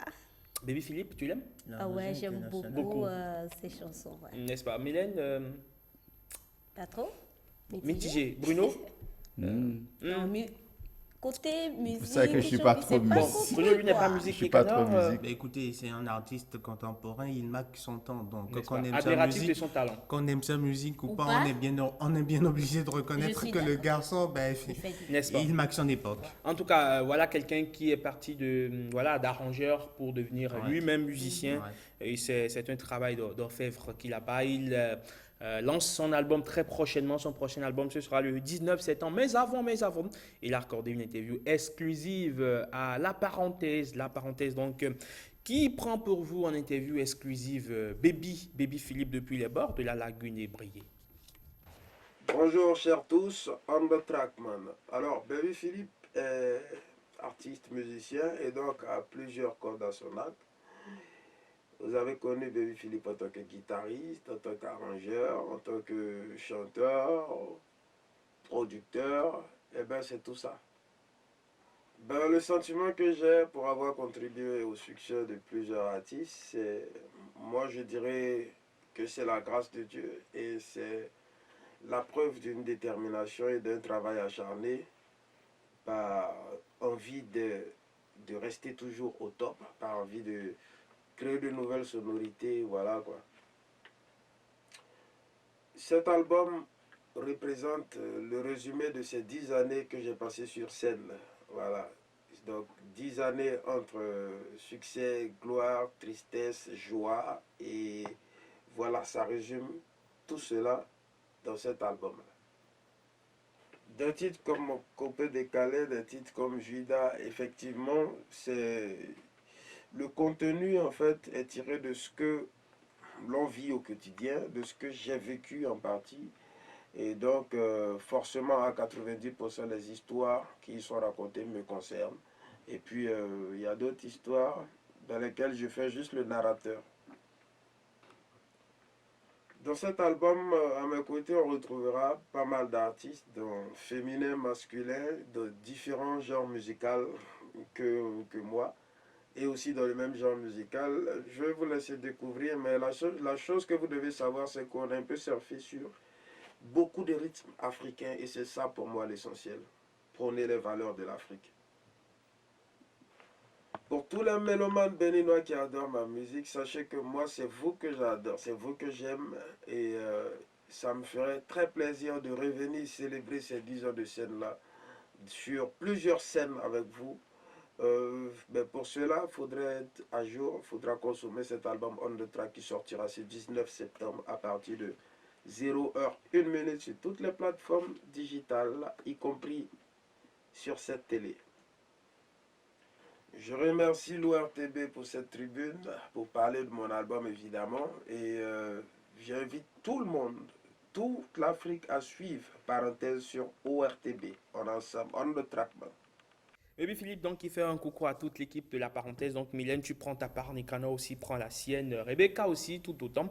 Et moi, je prends le reste du gâteau. Tu as oublié l'équipe technique? Non, je donne un peu aussi à Bruno Soalier, à toute l'équipe technique, à Feni, à Daniel Adapt, à Igor Ayoso, toute l'équipe qui nous accompagne depuis toute cette semaine, depuis le début en tout cas de cette semaine. On va faire un tour au service commercial pour revenir après Discuter du sujet du talk, c'est bien l'importance des relations sexuelles pour la stabilité du couple. On aura sans nul doute des avis partagés certainement sur ce plateau. Dans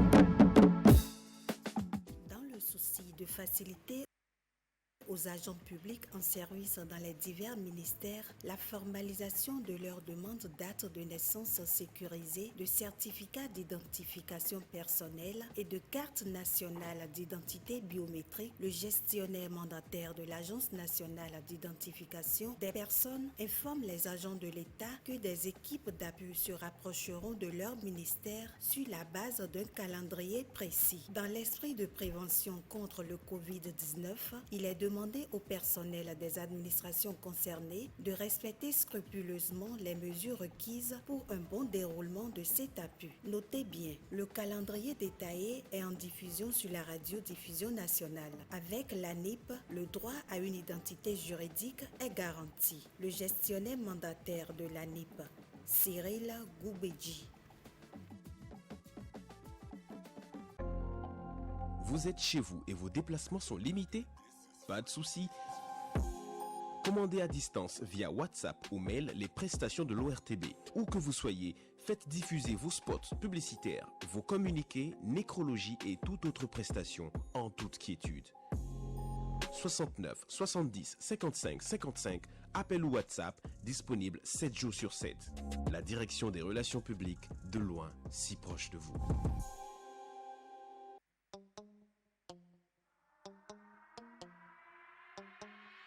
On gâte le coin, prêt à enflammer la piste avec qui on va gâter le coin.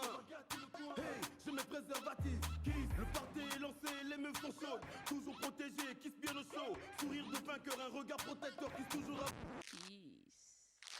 6% de protection, ce soir y'aura plus de supposition. Y a pas de supposition, juste la loi de l'attraction.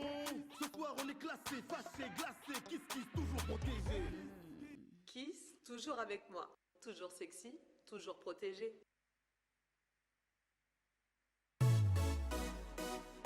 Ça y est, c'est parti pour la promo rentrée 2020. Écoles, librairies, bibliothèques, acteurs et institutions intervenant dans l'éducation, c'est votre aubaine. Du 5 septembre au 5 octobre 2020, bénéficiez de 30% de réduction sur nos prestations.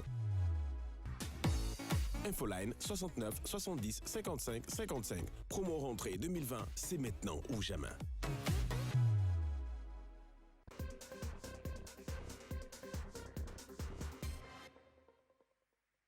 Le talk s'intéresse donc, vous le savez certainement, à l'importance des relations sexuelles pour la stabilité du couple. Et pour en parler, on est toujours avec nos chroniqueurs de cette émission. La parenthèse, entre-temps, deux nous ont fait défection. Ils vont sans nul doute nous rejoindre. Ben avant, on entame les discussions avec Nicanor. Nicanor, c'est quoi ton avis sur la question? Mais c'est important. C'est très important. Mais c'est pas l'essentiel. Enfin, c'est pas le plus essentiel. Cela dit, on remarque dans les couples qui s'en privent des clivages, qui tendent à dire que c'est extrêmement important. Premier avis, c'est important dans un couple de s'adonner de temps en temps et à intervalles réguliers à des relations Intervalles sexuelles. réguliers, ça fait référence à quel... Mais les médecins le disent, les sexologues le disent, même dans un couple hétérosexuel qui vit ensemble, par exemple, 2 à 3 fois, voire 4 fois par semaine, une semaine de 7 jours, c'est la moyenne, 2 à 3 fois par semaine. 2 à 3 fois par semaine. Il faut faire des galipettes. C'est pas moi qui le dis. Nick, moi j'ai lu chaque soir. Hein? Oui, chaque soir c'est l'idéal. Et après, il y a une fréquence. Il y a des semaines que vous passez sans envie sexuelle du tout. Les frustrations du boulot, la tête en l'air, un souci par-ci, un souci... Cela se ressent sur la libido. Ensuite, il faut faire ce qu'on appelle les galipettes hygiéniques pour évacuer le stress, etc. Mais cela reste important, 2 à 3 fois par semaine. Je crois que j'ai dû lire ça quelque part, 2 à 3 fois par semaine. Dans l'absolu. Dans l'absolu. Alors, Mylène, je pense aussi que c'est important, c'est très important. Il faut, si possible, le faire chaque soir et surtout bien le faire parce que on Qu'est-ce a que vous lu- mettez dans Mais bien on le peut faire? pas bien le Oui, faire tous bien les Qu'est-ce que le tu soirs. mets dans faire. bien le faire? Bien le faire, bon, on sait ce que ça veut dire. Non, on ne sait pas ce que ça on veut sait dire. pas du tout. On ne sait pas du tout. Bien le faire, c'est quoi? On veut des détails On veut des croustillants. détails Dans les croustillants. règles de l'art. Oui, Ah. et que veulent C'est les quoi? règles? Que disent les règles de l'art? C'est quoi les règles de Mais l'art? vous le savez, ce n'est pas ici sur ce plateau qu'on va tout exposer. Non, non, plus Non, on mais en parle sur ce puisqu'on en plateau. parle et puisque ce n'est plus un sujet tabou. On aura quelqu'un du domaine qui va nous en parler davantage. C'est vous, Madame Mais non, Santé, je ne sur suis ce pas de plateau. ce Oui, domaine. Santé à l'occasion. Non, je m'essaye, je ne suis pas spécialiste. Alors, vas-y, de ces donne-nous quand même ton questions. avis. Bon, parlez-nous parlez-nous d'expérience, Nick, Mylène Fanon. Vous êtes en interview là. Il faut bien le faire. Il faut bien le faire puisque ça crée des histoires, des frustrations quand c'est mal fait. Rebecca est là, elle ne dira pas le contraire. Rebecca, que Dieu en ait. Donc c'est ça, c'est un sujet un peu... c'est important, c'est pas un sujet important, c'est un sujet sensible et à la fois très important. Alors, Rebecca, le sexe dans le couple, quelle doit être la fréquence? Je pense que la fréquence doit être régulière. De combien? C'est-à-dire Si c'était possible de le faire tous les jours. Tous les soirs? Tous les soirs, oui. Pourquoi pas. Et même au petit matin avant d'aller au boulot. Pourquoi pas. Si c'était possible, mais bon, si c'est pas possible, il faut... Mais toujours est-il que ça reste à la discrétion de chaque couple. Ils vont définir certainement... le nombre de fois qu'il faut y aller dans la semaine. Ah, parce qu'il faut un programme préétabli pour définir. Ouais, ben, tout dépend du couple. Ah. Oui, tout dépend du Ce couple. n'est pas l'envie à l'instinct. Oui, mais l'envie peut venir, mais on peut aussi savoir que tel jour, par exemple, si on est tous les deux occupés par notre boulot, c'est que on est sûr que tel jour au moins on fait l'effort d'être à la maison à l'heure, quoi, parce que chacun sait ce qui va se passer. On fait le programme pour ça. Mais ceci dit, c'est vrai, ça peut être aussi le plaisir d'un instant comme ça peut vous prendre du coup et vous y allez. Mais Herman, tu sais, on nous l'a souvent si bien chanté, si bien dit. Ça a plusieurs apports, plusieurs bienfaits pour la santé. Ouais. Oui, on le sait. Herman le sexe est important pour la santé. C'est pourquoi les médecins donc, nous demandent de le faire donc, 3 fois au moins par semaine. Et 3 fois au moins. Hein. Oui, 3 fois au moins par semaine, une semaine de 7 jours. Donc, alors, Nicanor, quels sont les problèmes que viennent régler le rapport sexuel dans le couple? Ben, Mylène abordait la question tout à l'heure, on dit, dans un couple, il faut s'essayer à la chose pour plusieurs raisons. D'abord, premier, pour s'éloigner de la colocation. Votre conjoint n'est pas votre colocataire. Ces moments vous rapprochent pour établir des liens psycho-affectifs. La preuve, quand on en vient à être privé de sexe pendant longtemps, ce n'est pas tant l'envie, ce n'est pas tant un besoin physiologique et physique qui vous manque, c'est le besoin affectif de l'autre qui vous manque. Et pour preuve, la masturbation chez les femmes comme chez les hommes ne règle pas la question du manque physique. Si désir il y a et que vous vous masturbez, vous n'atteignez pas le même degré de plaisir, enfin c'est relatif, on me dira cela, mais cela ne manque pas le goût de l'autre. Et donc, on en revient à cette question, pour éloigner la colocation, pour se faire du bien, pour établir des liens psycho-affectifs avec son conjoint, pour nouer la connexion, et bien sûr, à des fins thérapeutiques et hygiéniques, pour évacuer tout le reste. On commence par là, on développera plus tard. Alors, Mylène, que peuvent engendrer un rapport ou des rapports sexuels mal faits dans le couple? Frustration. Plein de choses, je ne sais pas. On s'énerve pour rien, puisque déjà, c'est plus fréquent chez les couples qui n'arrivent vraiment pas à communiquer, parce qu'il faut pouvoir dire à l'autre ce qui n'a pas marché lors des rapports sexuels.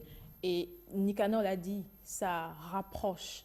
Et même à la limite, pour des couples qui ont du mal à discuter, juste après des rapports sexuels, c'est plus facile pour les deux d'échanger, de parler de tout et de rien, et si possible, de revoir les bases de la relation et autres. C'est un mode de communication. Oui, Je voudrais oui. rebondir dessus. C'est un mode de communication puisque c'est des moments privilégiés de connexion, parfois très intenses, au cours desquels on est en mesure, on se sent pousser des ailes, on se sent en mesure de discuter de sujets parfois tabous auxquels on n'aurait jamais pensé, on n'aurait même jamais rêvé discuter avec son compagnon ou sa compagne.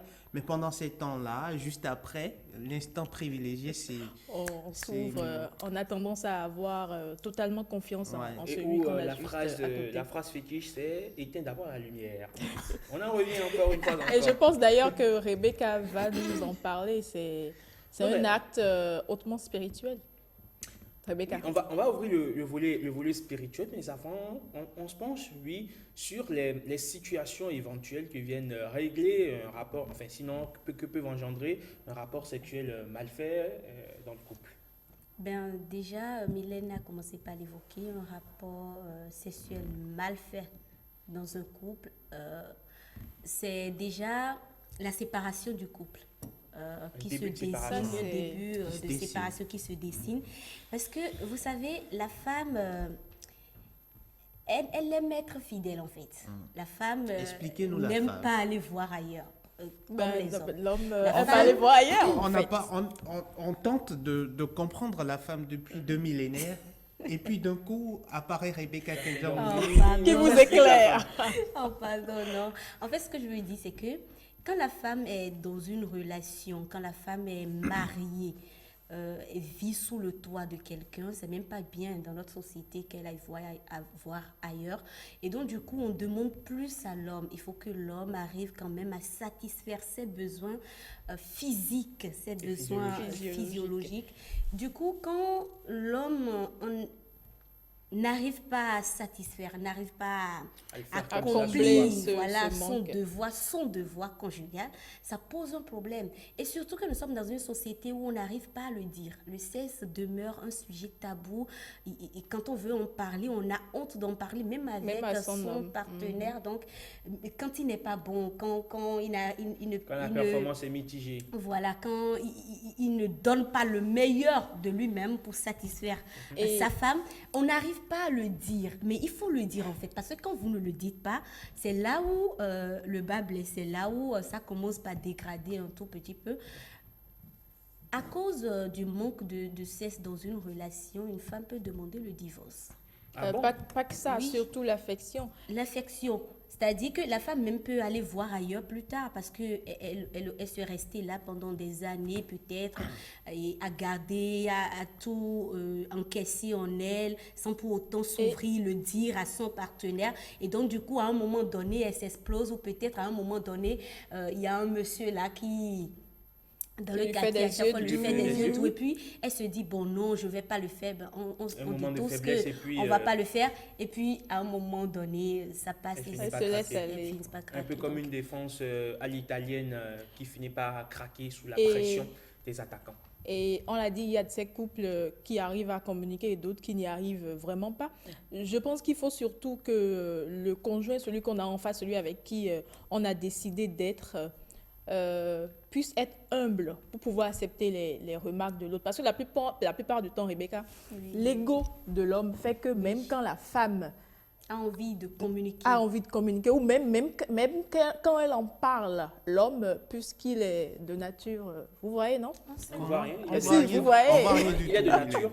Soyez explicite, s'il vous plaît. On sait tous que l'ego de l'homme est vraiment à un niveau assez élevé. Ah bon? Oui. Il n'est pas assez humble pour pouvoir percevoir, comprendre facilement ce que la femme essaye de dire. Tu l'insultes en exactement. L'homme, il le voit comme ça. Et là, ça ne règle pas le problème. Je voudrais rebondir sur quelque chose qu'a dit Rebecca tout à l'heure. Le but de l'acte sexuel, ce n'est pas la performance, ce n'est pas l'orgasme. Mais la performance compte. Non, ça compte. Attendez, je vous explique. Évidemment. Sexologue à l'occasion. J'ai lu une chose au-dessus de la question. Le but de l'acte sexuel, ce n'est pas la performance, ce n'est pas de durer, ce n'est pas de faire 2 heures, etc. Non, ce n'est même pas, encore moins l'orgasme. Le but de l'acte sexuel, c'est l'échange réciproque de plaisir. c'est le plus important. Un acte sexuel abouti, c'est celui au cours duquel les deux personnes ont pris du plaisir. Ont pris leur pied. Ont pris le pied sans même... Quitte à le faire en 30 secondes. Quitte à le faire en 30 secondes, en 1 minute ou en 2 heures. Vous aussi, hein, vous savez très bien qu'il y a une différence entre l'organisme de l'homme et l'organisme de la femme. On est bien d'accord. Quand vous dites, vous parlez de plaisir en 30 secondes, mais monsieur, c'est pas possible. Ça se passe pas comme ça. Moi, je pose des questions.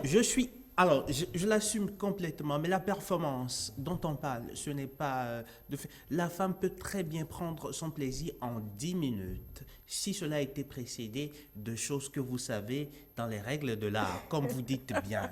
On est d'accord sur cette question. Oui. Ben voilà. Et donc, l'acte sexuel, son but, ce n'est pas la performance, ce n'est pas l'orgasme, c'est le plaisir. On se concentre dessus, on se concentre sur ce plaisir-là et tout simplement rien d'autre. Ce plaisir Mais comment on peut ressentir ce plaisir sans l'orgasme, sans atteindre l'orgasme, On n'atteint pas l'orgasme non plus tous les jours, n'est-ce pas? Non, mais on ne l'atteint pas tous les jours. Il y a même des gens qui meurent sans connaître ce qu'on appelle l'orgasme. Ça c'est vrai.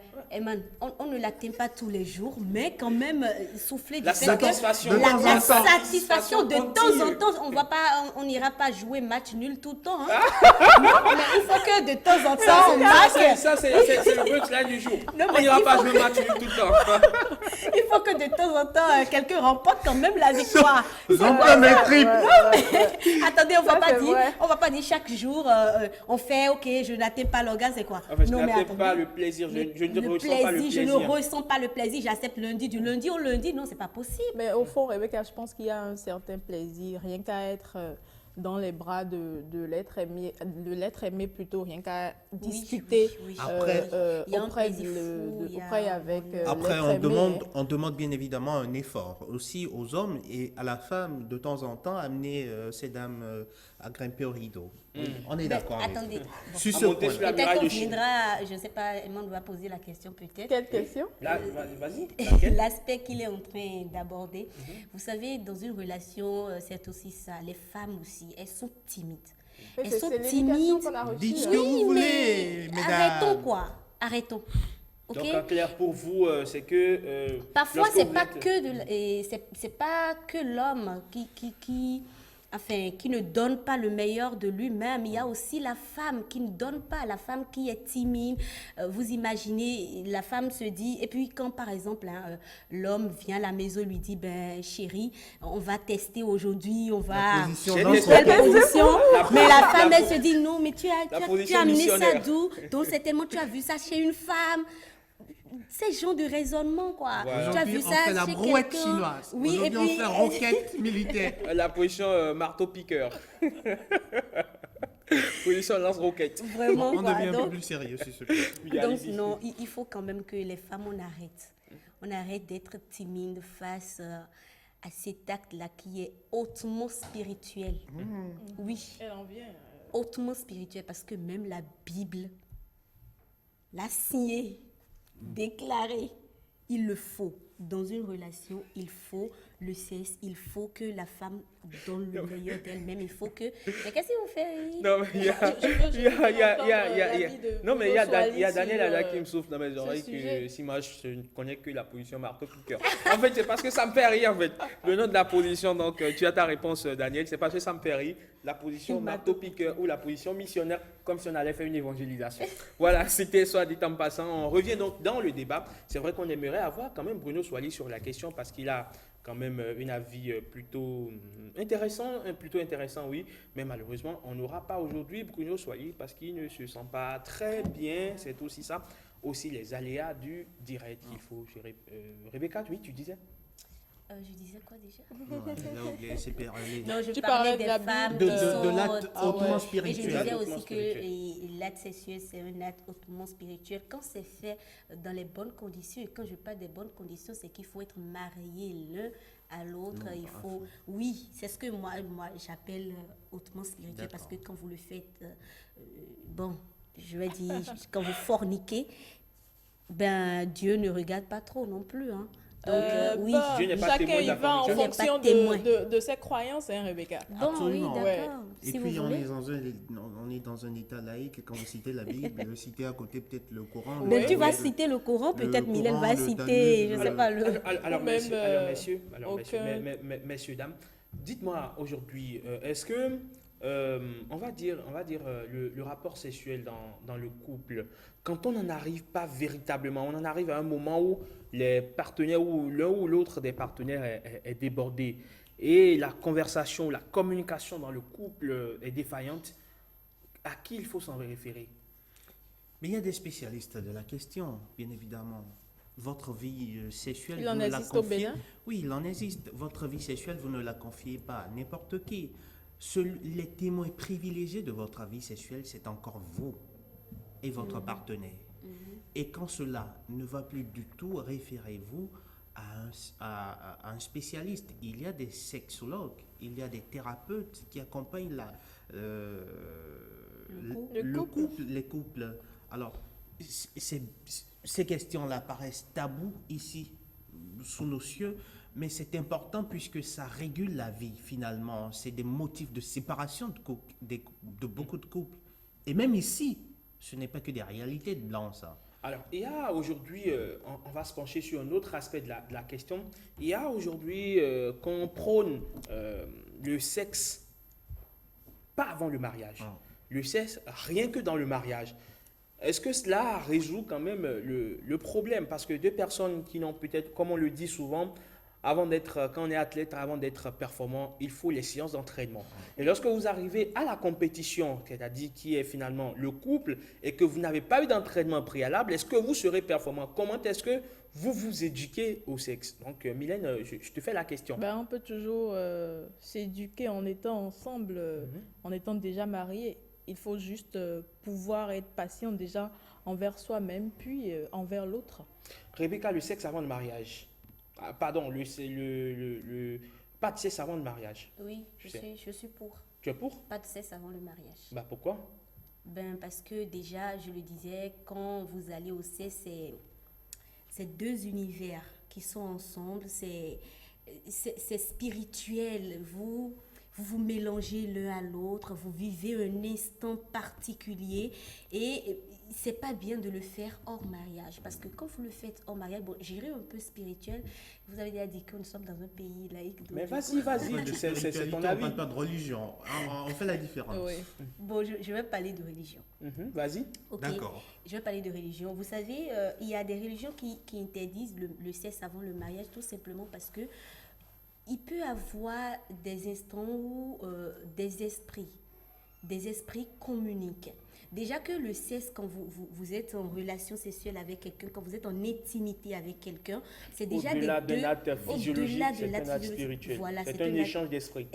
Exactement. Et quand l'Église nous dit, enfin moi, selon ma religion, on nous dit que quand vous le faites sans les liens sacrés du mariage, il y a d'autres esprits qui sont là aussi avec vous. Et n'oubliez pas, quand vous le faites aussi sans les liens sacrés du mariage, vous ne connaissez pas forcément l'esprit qui anime votre partenaire.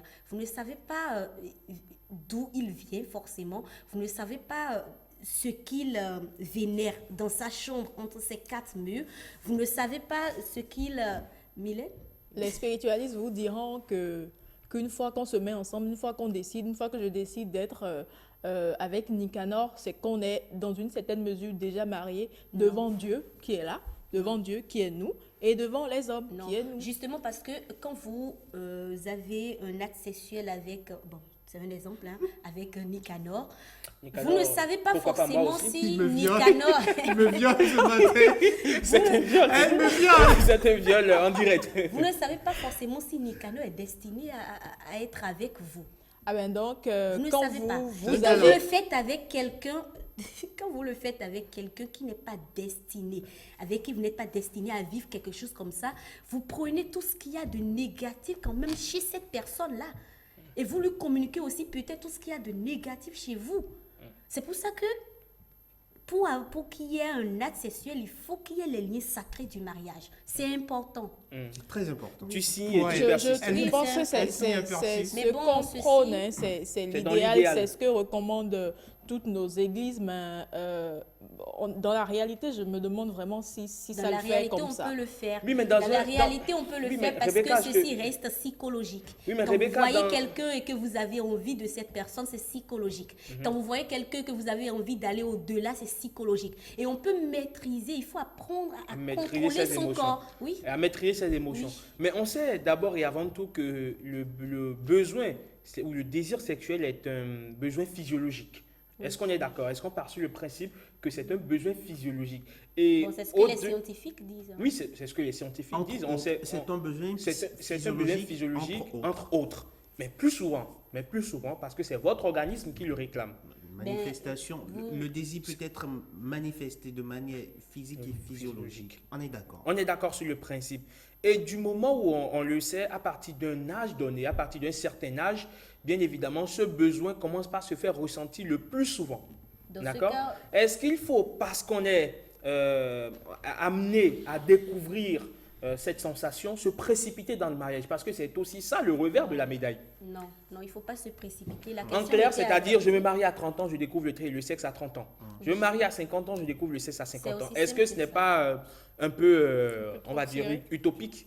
De toutes les manières, chacun a son avis sur la question, mais moi je trouve que si vous vous mariez à 50 ans, si vous vous mariez à 60 ans, si vous vous mariez à 20 ans, c'est votre destin. Découvrez le sexe à l'âge, là, le problème, il est où? Il faut toujours aussi déjà... Il y a une parade.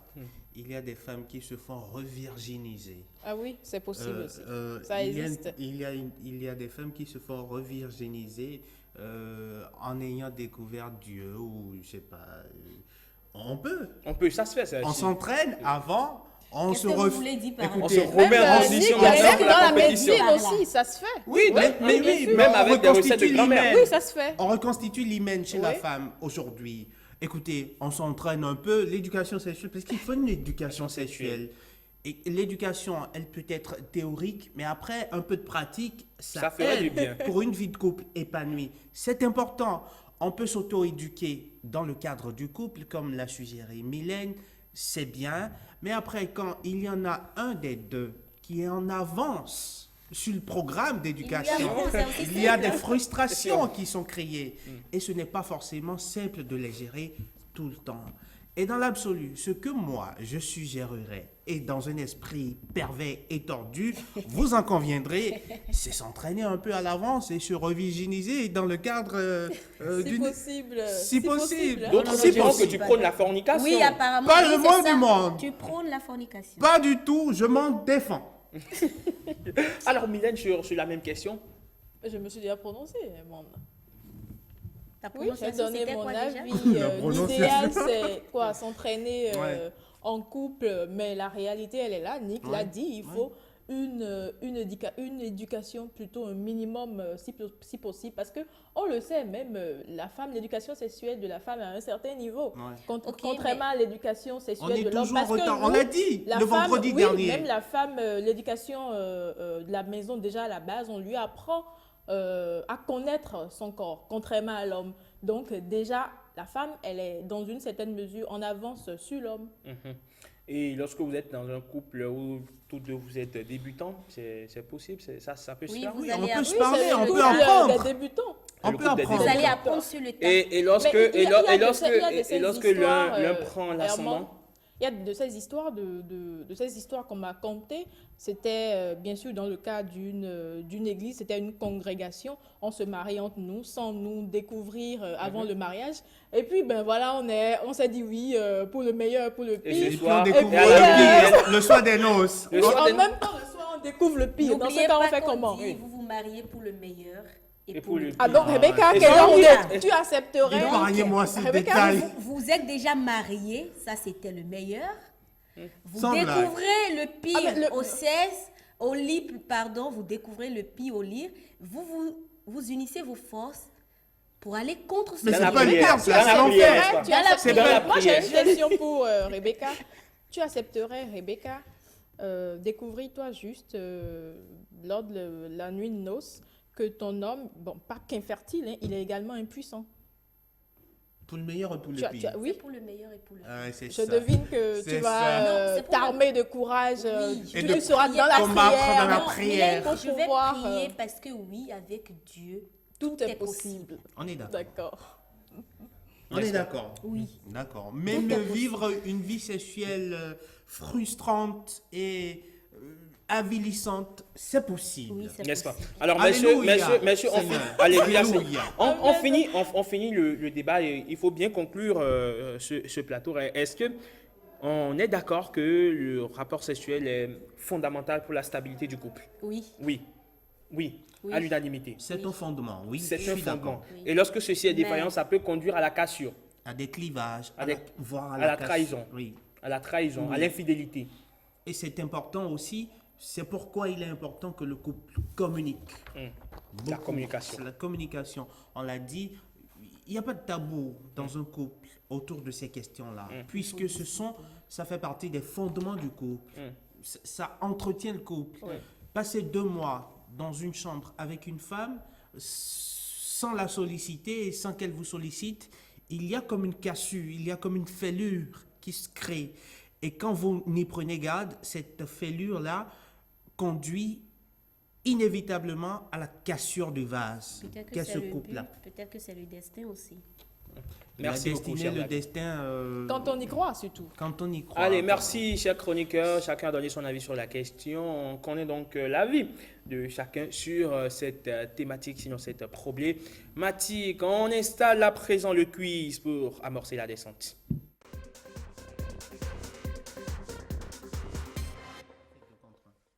Alors aujourd'hui, on est 3, chacun sera face à son destin. Aujourd'hui, chacun fera face à son destin. Et Nicanor qui vient de pousser un cri ouf. Oui, il est content parce qu'il veut terrasser tout le monde. Je ne dévoile rien quand je dis que c'est un ancien herbogéniste. Il a animé sur l'ORTB.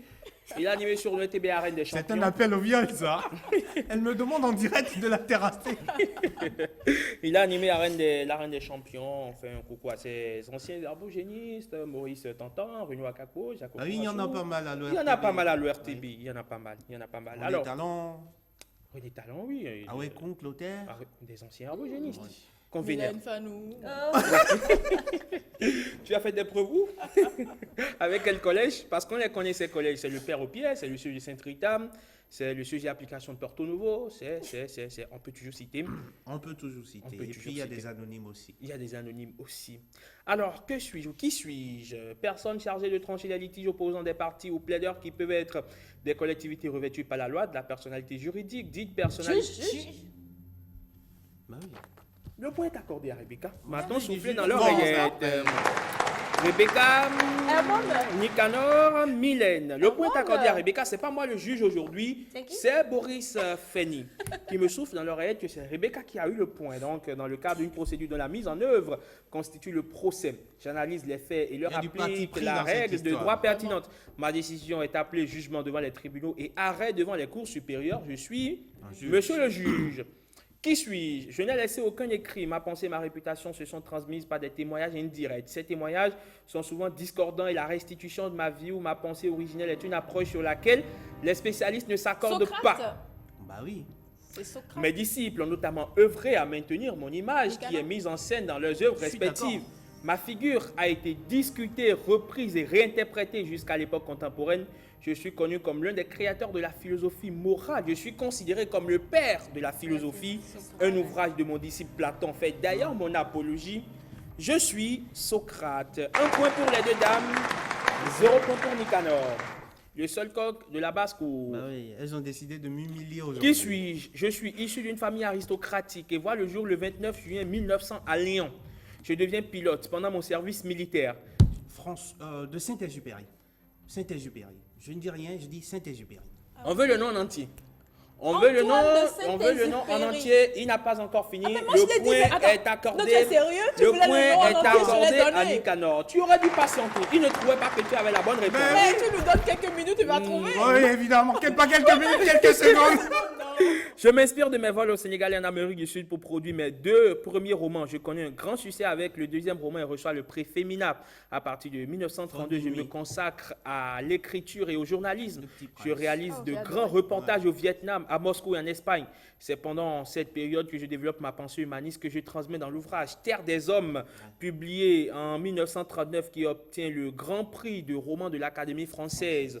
Le 17 juillet 1944, je décolle depuis la Corse pour une mission de réparage et disparaît en pleine mer. En 1943, juste avant de repartir au combat, je publie à New York un conte poétique et philosophique qui aura un succès mondial retentissant. Il s'agit Le Petit Prince. Je suis donc Antoine de Saint-Exupéry. Bonne réponse pour Nicanor, un partout. La prochaine question est déterminante. Qui suis-je? Je vois le jour le 13 octobre 1934. Je me passionne très tôt pour la musique. Mes premières études musicales sont essentiellement classiques. J'apprends le piano et deviens également une excellente vocaliste, d'autant que je dispose d'un atout de taille, une dissymétrie des cordes vocales qui permet, mauvaise réponse, à ma voix d'atteindre des notes élevées et de produire une sonorité cristalline avec aisance. Je commence ma carrière en 58 et enregistre plus de 1550 chansons. Nana Mouskouri? Et enregistre plus de 1550 chansons dans plusieurs langues, notamment le français, le grec, l'allemand, le néerlandais, l'italien, l'espagnol, le japonais, le gallois, le hébreu. Je suis une chanteuse et une femme politique grecque. Je suis célèbre pour mes lunettes carrées. Je suis Nana Mouskouri. Qu'est-ce qui met la puce à l'oreille? L'année, en 58. On y va. Bonne réponse. 2-1-1. Que suis-je? Je suis une sensation qui se produit quand le niveau de glycogène dans le foie tombe sur un certain niveau. Cette sensation... La faim. Hé, Nika! La masterclass de Nicanor! Ouh là là! Cette sensation souvent déplaisante provient de cellules sensibles à une très faible chute de la glycémie localisée dans l'hypothalamus puis libérée par des récepteurs dans la foie. Je me manifeste sous plusieurs formes qui sont mesurées de manière différente. Je me manifeste sous plusieurs formes qui sont mesurées de manière différente. Je touche 821 millions de personnes dans le monde, soit une personne sur 9. Je désigne la sensation apparaissant après un certain temps sans manger qui pousse un être vivant à réclamer de la nourriture. Je suis la faim. De partout, on va jouer quoi? Au basket, on appelle ça le tie-break. On va jouer le tie-break. Prolongation comme un NBA. En NBA, mais malheureusement, non, on me signale non, que le temps est fini. De partout, j'ajoute le seul point de Rebecca à celui de Nicanor. Ça fait 3 points et Nicanor remporte le gain. Sinon, je mets les deux dames ensemble et elles remportent le gain de la partie. Je refuse de gagner. Allez, merci beaucoup Nicanor, merci Mylène, merci Rebecca, merci à Bruno, merci à toute l'équipe technique qui m'a accompagné durant toute cette semaine. Je pense à Daniel Lada, à Igor Ayosso et le tout coordonné par le chef d'orchestre. Il a nommé Boris Feni Adanro. On se retrouve lundi quand il sonnera très exactement 7h. D'ici à là, portez-vous très bien parce que vous le savez, sans vous et bien nous n'existons pas. Au revoir et à lundi.